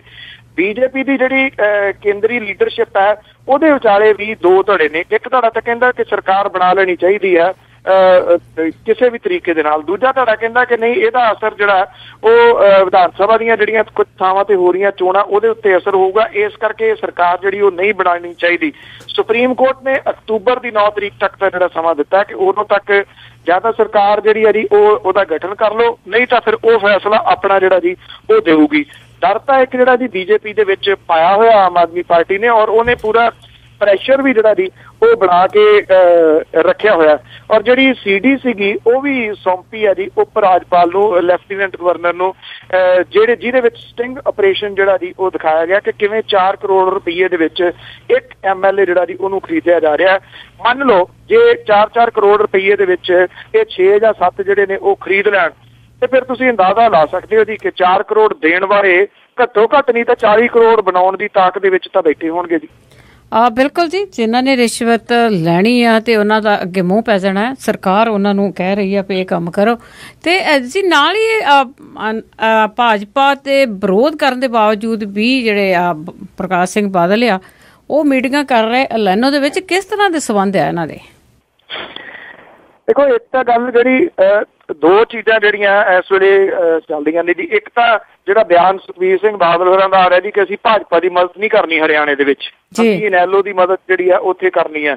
ਇਹ ਬਿਆਨ ਕੰਟੀਨਿਊਸ ਜਿਹੜਾ ਜੀ ਆ ਰਿਹਾ। ਦੂਜੇ ਪਾਸੇ ਭਾਰਤੀ ਜਨਤਾ ਪਾਰਟੀ ਜਿਹੜੀ ਹੈ ਜੀ ਉਹ ਲਗਾਤਾਰ ਮੀਟਿੰਗਾਂ ਕਰ ਰਹੀ ਆ ਔਰ ਇਹਨਾਂ ਮੀਟਿੰਗਾਂ ਦੇ ਵਿੱਚ ਜਿਹੜੀ ਚੀਜ਼ ਭਾਰੂ ਆ ਉਹ ਇਹ ਹੈ, ਸਾਰੇ ਲੀਡਰਾਂ ਨੂੰ ਇਹ ਕਿਹਾ ਜਾ ਰਿਹਾ ਕਿ ਡਰੋ ਨਾ, ਅੰਦਰ ਨਾ ਵੜੋ, ਅੱਖਾਂ ਵਿਖਾਓ ਅਕਾਲੀਆਂ ਨੂੰ। ਔਰ ਇਹਦੇ ਵਿੱਚ ਜਿਹੜੀ ਭਾਰਤੀ ਜਨਤਾ ਪਾਰਟੀ ਨੇ ਇਸ ਵਾਰੀ ਜਿਹੜੀ ਇੱਕ ਮੀਟਿੰਗ ਦੇ ਵਿੱਚ ਵੱਡਾ ਮੁੱਦਾ ਉੱਭਰ ਕੇ ਸਾਹਮਣੇ ਆ ਰਿਹਾ ਉਹ ਮਿਊਨਿਸਪਲ ਚੋਣਾਂ ਤੇ ਨਿਗਮ ਦੀਆਂ ਚੋਣਾਂ ਦੇ ਵਿੱਚ ਪਿਛਲੇ ਸਮੇਂ ਤੋਂ ਜਿਹੜੀ ਇੱਕ ਪ੍ਰੈਕਟਿਸ ਕੀਤੀ ਜਾ ਰਹੀ ਹੈ ਨਾ ਜੀ, ਜਿਹਨੂੰ ਚੋਣ ਮੈਨੇਜ ਕਿਹਾ ਜਾਂਦਾ ਸੁਖਬੀਰ ਸਿੰਘ ਬਾਦਲ ਹੋਰਾਂ ਦੀ ਲੈਂਗੁਏਜ ਦੇ ਵਿੱਚ, ਉਹਦੇ ਵਿੱਚ ਭਾਰਤੀ ਜਨਤਾ ਪਾਰਟੀ ਇਹ ਉਭਾਰ ਰਹੀ ਹੈ ਕਿ ਜਿੱਥੇ ਤਾਂ ਅਕਾਲੀ ਖੜੇ ਨੇ ਅਸੀਂ ਉਹਨਾਂ ਦੀ ਮਦਦ ਕਰ ਦਿੰਦੇ ਹਾਂ, ਜਿੱਥੇ ਭਾਰਤੀ ਜਨਤਾ ਪਾਰਟੀ ਦੇ ਉਮੀਦਵਾਰ ਖੜੇ ਹੁੰਦੇ ਨੇ ਅਕਾਲੀ ਉੱਥੇ ਬਾਗੀ ਅਕਾਲੀ ਖੜਾ ਕਰ ਦਿੰਦੇ ਨੇ, ਜਿਹਦੇ ਨਾਲ ਭਾਰਤੀ ਜਨਤਾ ਪਾਰਟੀ ਵਾਲਾ ਹਾਰ ਜਾਂਦਾ। ਤੇ ਇਸ ਕਰਕੇ ਸਾਡੇ ਜਿਹੜੇ ਪੈਰ ਨੇ ਉਹ ਪੁੱਟਣ ਦੇ ਵਾਸਤੇ ਸ਼ਹਿਰਾਂ ਦੇ ਵਿੱਚ ਅਕਾਲੀ ਦਲ ਇਹ ਪ੍ਰੈਕਟਿਸ ਜਿਹੜੀ ਹੈ ਉਹ ਕਰ ਰਿਹਾ। ਉਹਨੇ ਕਿਹਾ ਕਿ ਇਸ ਵਾਰੀ ਅਸੀਂ ਇਹ ਨਹੀਂ ਚੱਲਣ ਦੇਣਾ, ਜੇ ਸਾਡੇ ਬੰਦਿਆਂ ਦੇ ਖਿਲਾਫ ਬਾਗੀ ਅਕਾਲੀ ਖੜੇ ਕੀਤੇ ਗਏ ਤੇ ਫਿਰ ਬਾਗੀ ਭਾਜਪਾਈ ਜਿਹੜੇ ਨੇ ਉਹ ਅਕਾਲੀਆਂ ਦੇ ਖਿਲਾਫ ਵੀ ਅਸੀਂ ਜਿਹੜੇ ਆ ਜੀ ਉਹ ਖੜੇ ਕਰਾਂਗੇ। ਸਬੰਧਾਂ ਦੇ ਵਿੱਚ ਨਿਰੰਤਰ ਜਿਹੜੀ ਕੁੜੱਤਣ ਆ ਉਹ ਆ ਰਹੀ ਹੈ। ਕੁਝ ਅੰਦਰੂਨੀ ਸੂਤਰਾਂ ਦੀ ਮੰਨੀਏ ਤਾਂ ਇਹ ਵੀ ਕਿਹਾ ਜਾ ਰਿਹਾ ਹੈ ਕਿ ਬਹੁਜਨ ਸਮਾਜ ਪਾਰਟੀ ਦੇ ਨਾਲ ਸਮਝੌਤੇ ਦੀ ਜਿਹੜੀ ਗੱਲਬਾਤ ਹੈ ਉਹ ਕਾਫੀ ਲੈਵਲ ਤੱਕ ਅੱਗੇ ਵੱਧ ਚੁੱਕੀ ਹੈ ਅਕਾਲੀ ਦਲ ਦੀ। ਇਹਦਾ ਮਤਲਬ ਇਹ ਕਿ ਜੇ ਬਹੁਜਨ ਸਮਾਜ ਪਾਰਟੀ ਦੇ ਨਾਲ ਸਮਝੌਤੇ ਵੱਲ ਨੂੰ ਵੱਧ ਰਿਹਾ ਤੇ ਹੌਲੀ ਹੌਲੀ ਬੀਜੇਪੀ ਵੱਲੋਂ ਜਿਹੜਾ ਜੀ ਉਹ ਦੂਰ ਹੁੰਦਾ ਜਾ ਰਿਹਾ। ਹਰਿਆਣੇ ਦੀਆਂ ਚੋਣਾਂ ਜਿਹੜੀਆਂ ਨੇ ਇਸੇ ਕਰਕੇ ਜਿਹੜੇ ਡੇਲੀ ਕਵਰੇਜ ਦੇ ਵਿੱਚ ਜਿੰਨੀ ਵੀ ਮੈਕਸਿਮਮ ਹੋ ਸਕਦੀ ਹੈ ਇਹਦੀ ਜਾਣਕਾਰੀ ਇਸ ਕਰਕੇ ਮੈਂ ਦੇਣ ਦੀ ਕੋਸ਼ਿਸ਼ ਕਰ ਰਿਹਾ ਕਿ ਇਹ ਜਿਹੜੀਆਂ ਚੋਣਾਂ ਨੇ ਹੋਣੀਆਂ ਹਰਿਆਣੇ ਦੇ ਵਿੱਚ ਨੇ, ਪਰ ਇਹਨਾਂ ਦਾ ਸਿੱਧਾ ਅਸਰ ਜਿਹੜਾ ਨਾ ਜੀ ਪੰਜਾਬ ਦੀ ਸਿਆਸਤ ਦੇ ਉੱਤੇ ਪੈਣਾ ਜੀ, ਖਾਸ ਤੌਰ ਦੇ ਉੱਤੇ ਅਕਾਲੀ ਬੀਜੇਪੀ ਗੱਠਜੋੜ ਦੇ ਉੱਤੇ। ਹਾਂ ਜੀ, ਬਿਲਕੁਲ ਇਸੇ ਤਰ੍ਹਾਂ ਹੀ ਕੁਛ ਨਾ ਕੁਛ ਲੱਗ ਰਿਹਾ ਹੈ। ਤੇ ਅਗਲਾ ਮੇਰਾ ਲਾਸਟ ਕੁਐਸਚਨ ਹੋਊਗਾ ਕਿ ਜਿਵੇਂ ਪ੍ਰਧਾਨ ਮੰਤਰੀ ਇੱਧਰ ਉੱਧਰ ਦੇਸ਼ਾਂ ਦੇ ਵਿੱਚ ਜਾ ਰਹੇ ਆ, ਜਾਪਾਨ ਦੇ ਵਿੱਚ ਵੀ ਗਏ ਆ, ਕੀ ਬਾਹਰਲੀਆਂ ਕੰਟਰੀਆਂ ਵਾਲੇ ਭਾਰਤ ਵਿੱਚ ਨਿਵੇਸ਼ ਕਰਨ ਨੂੰ ਤਰਜੀਹ ਦਿੰਦੇ ਜਾਂ ਨਹੀਂ? ਦੇਖੋ, ਜਿਹੜੇ ਤਾਂ ਜੀ ਬਾਹਰਲੇ ਮੁਲਕ ਨੇ ਜੀ ਉਹਨਾਂ ਨੇ ਤਾਂ ਸੌਦਾ ਵੇਚਣਾ ਜੀ, ਜਿਹੜਾ ਵੀ ਲੈ ਲੇ ਉਹ ਤਾਂ ਉੱਥੇ ਵੇਚਣ ਦੇ ਵਾਸਤੇ ਜਿਹੜੇ ਤਿਆਰ ਹੋ ਜਾਂਦੇ ਨੇ। ਉਹੀ ਅਮਰੀਕਾ ਨੇ ਜੀ ਜਿਹੜਾ ਕਹਿੰਦਾ ਸੀਗਾ ਕਿ ਇਹ ਬੰਦੇ ਨੂੰ ਨਹੀਂ ਅਸੀਂ ਵੀਜ਼ਾ ਦਿੰਦੇ, ਉਹ ਹੁਣ ਤਰਲੋ ਮੱਛੀ ਹੋਇਆ ਪਿਆ ਜੀ ਕਿ ਕਿਹੜੇ ਟਾਈਮ ਉਹ ਆਉਣ ਤੇ ਉਹਨਾਂ ਦੀ ਮੁਲਾਕਾਤ ਜਿਹੜੀ ਆ ਜੀ ਉਹ ਹੋਵੇ। ਖੁੱਲੀ ਮੰਡੀ ਆ। ਆਈ ਥਿੰਕ ਜਿਹੜਾ ਨਿਵੇਸ਼ ਹੈ ਉਹ ਕਿਹੋ ਜਿਹਾ ਹੋ ਰਿਹਾ ਇਹ ਸਵਾਲ ਜ਼ਰੂਰ ਹੋ ਸਕਦਾ ਜੀ। ਹੁਣ ਜੇ ਜਾਪਾਨ ਦੇ ਵਿੱਚ ਜਾ ਕੇ ਆਏ ਨੇ, ਜਿਹੜਾ ਜਾਪਾਨ ਦੇ ਵਿੱਚ ਜਿਹੜਾ ਜੀ ਨਿਵੇਸ਼ ਜਾਪਾਨ ਦੇ ਵੱਲੋਂ ਕੀਤਾ ਜਾ ਰਿਹਾ ਜੀ ਉਹ ਕਿਹੜਾ ਆ? ਉਹ ਤਾਂ ਇਹ ਹੈ ਜੀ ਕਿ ਜਿਹੜੇ ਆਟੋਮੋਬਾਈਲਸ ਨੇ ਉਹਨਾਂ ਦੀ ਇੰਡਸਟਰੀ ਹੈ ਜੀ ਉਹਦਾ ਨਿਵੇਸ਼ ਹੋਣਾ, ਉਹ ਤਾਂ ਪਹਿਲਾਂ ਹੀ ਇੱਥੇ ਚੱਲ ਰਿਹਾ ਜੀ। ਇਹ ਜ਼ਰੂਰ ਹੈਗਾ ਕਿ ਕਿਹੋ ਜਿਹਾ ਨਿਵੇਸ਼ ਜਿਹੜਾ ਜੀ ਉਹ ਹੋਣਾ। ਵੱਡੀ ਕੋਈ ਬਹੁਤ ਵੱਡੀ ਇੰਡਸਟਰੀ ਜਿਹੜੀ ਆਉਣ ਵਾਲੀ ਗੱਲ ਹੈ ਹਾਲ ਦੀ ਘੜੀ ਕਿਸੇ ਜਗ੍ਹਾ ਤੋਂ ਨਹੀਂ ਦਿਸਿਆ ਜੀ ਕਿ ਬਹੁਤ ਵੱਡੀ ਇੰਡਸਟਰੀ ਕੋਈ ਨਵੀਂ ਆ ਰਹੀ ਹੈ। ਚੱਲ ਰਹੀ ਇੰਡਸਟਰੀ ਜਿਹੜੀ ਆ ਉਹਨੂੰ ਕੋਈ ਐਕਸਪੈਂਡ ਜਿਹੜਾ ਜੀ ਕਰਨਾ ਚਾਹੁੰਦਾ, ਪਰ ਦੂਜੇ ਪਾਸੇ ਇਹ ਸਾਰਾ ਕੁਝ ਬਹੁਤਾ ਜੀ ਕੀਤਾ ਜਾ ਰਿਹਾ ਚਾਈਨਾ ਨੂੰ ਕੱਟਣ ਦੇ ਵਾਸਤੇ। ਪਰ ਮੁਸ਼ਕਿਲ ਇਹ ਹੈ ਜਦੋਂ ਤੁਸੀਂ ਪੰਜਾਬ ਦੇ ਵਿੱਚ ਜਾਂ ਭਾਰਤ ਦੇ ਵਿੱਚ ਆਓਗੇ, ਸੜਕਾਂ ਦੇ ਕੰਢਿਆਂ ਦੇ ਉੱਤੇ ਤੁਸੀਂ ਫੜੀਆਂ ਲਾ ਕੇ ਚਾਈਨਾ ਦਾ ਸਮਾਨ ਵੇਚ ਰਹੇ ਲੋਕਾਂ ਨੂੰ ਦੇਖੋਗੇ। ਇੱਥੋਂ ਇਸ ਲੈਵਲ ਤੱਕ ਜਿਹੜਾ ਚਾਈਨਾ ਦਾ ਸਮਾਨ ਪਹੁੰਚ ਚੁੱਕਿਆ ਹੋਇਆ ਉਹਦੀ ਕਾਟ ਕਿਵੇਂ ਲੱਭੂਗੀ, ਇਹ ਅਜੇ ਸਮਝ ਤੋਂ ਪਰੇ ਵਾਲੀ ਗੱਲ ਹੈ ਜੀ। ਤੇ ਅਖੀਰ ਦੇ ਵਿੱਚ ਅਜ਼ਨਾਮਾ ਕਿ ਹੜ੍ਹਾਂ ਮਾਰੇ ਹਨ ਲੋਕ ਕਸ਼ਮੀਰ ਅੰਦਰ, ਕੀਤੀ ਪਾਣੀ ਨੇ ਅੰਤ ਦੀ ਮਾਰ ਇੱਧਰ। ਹੜ੍ਹਾਂ ਮਾਰੇ ਹਨ ਲੋਕ ਕਸ਼ਮੀਰ ਅੰਦਰ, ਕੀਤੀ ਪਾਣੀ ਨੇ ਅੰਤ ਦੀ ਮਾਰ ਇੱਧਰ। ਗੇੜਾ ਮਾਰ ਕੇ ਡੰਗ ਗਿਆ ਸਾਰ ਮੋਦੀ, ਥੋੜੀ ਮਦਦ ਤੇ ਬਹੁਤਾ ਪ੍ਰਚਾਰ ਇੱਧਰ। ਵਿੱਚ ਦਿੱਲੀ ਦੇ ਚੱਲ ਰਹੀ ਰਾਜਨੀਤੀ, ਬਣੀ ਜਾਂਦੀ ਹੈ ਕੋਈ ਸਰਕਾਰ ਇੱਧਰ। ਉੱਧਰ ਸੱਦਾ ਓਬਾਮਾ ਹੁਣ ਦੇਈ ਜਾਂਦਾ, ਮੋਦੀ ਮਿਲਣ ਨੂੰ ਖੜਾ ਤਿਆਰ ਇੱਧਰ। ਜੱਫੀ ਬੁਸ਼ ਨਾਲ ਜਦੋਂ ਮਨਮੋਹਨ ਪਾਈ, ਲਿਆ ਬੁਸ਼ ਸੀ ਅੱਗੋਂ ਸੀ ਕੀਲ ਉਸਨੂੰ। ਜੱਫੀ ਬੁਸ਼ ਨਾਲ ਜਦੋਂ ਮਨਮੋਹਨ ਪਾਈ, ਲਿਆ ਬੁਸ਼ ਨੇ ਅੱਗੋਂ ਸੀ ਕੀਲ ਉਸਨੂੰ। ਜੱਫੀ ਜਾ ਕੇ ਓਬਾਮਾ ਨਾਲ ਪਾਈ ਮੋਦੀ, ਹੋਣੇ ਦੇਸ਼ ਦੇ ਦੁੱਖ ਨਹੀਂ ਫੀਲ ਉਸਨੂੰ। ਬਹੁਤ ਬਹੁਤ ਧੰਨਵਾਦ ਜੀ। ਮਿਹਰਬਾਨੀ ਜੀ, ਥੈਂਕ ਯੂ, ਸਤਿ ਸ਼੍ਰੀ ਅਕਾਲ। ਸਤਿ ਸ਼੍ਰੀ ਅਕਾਲ ਜੀ।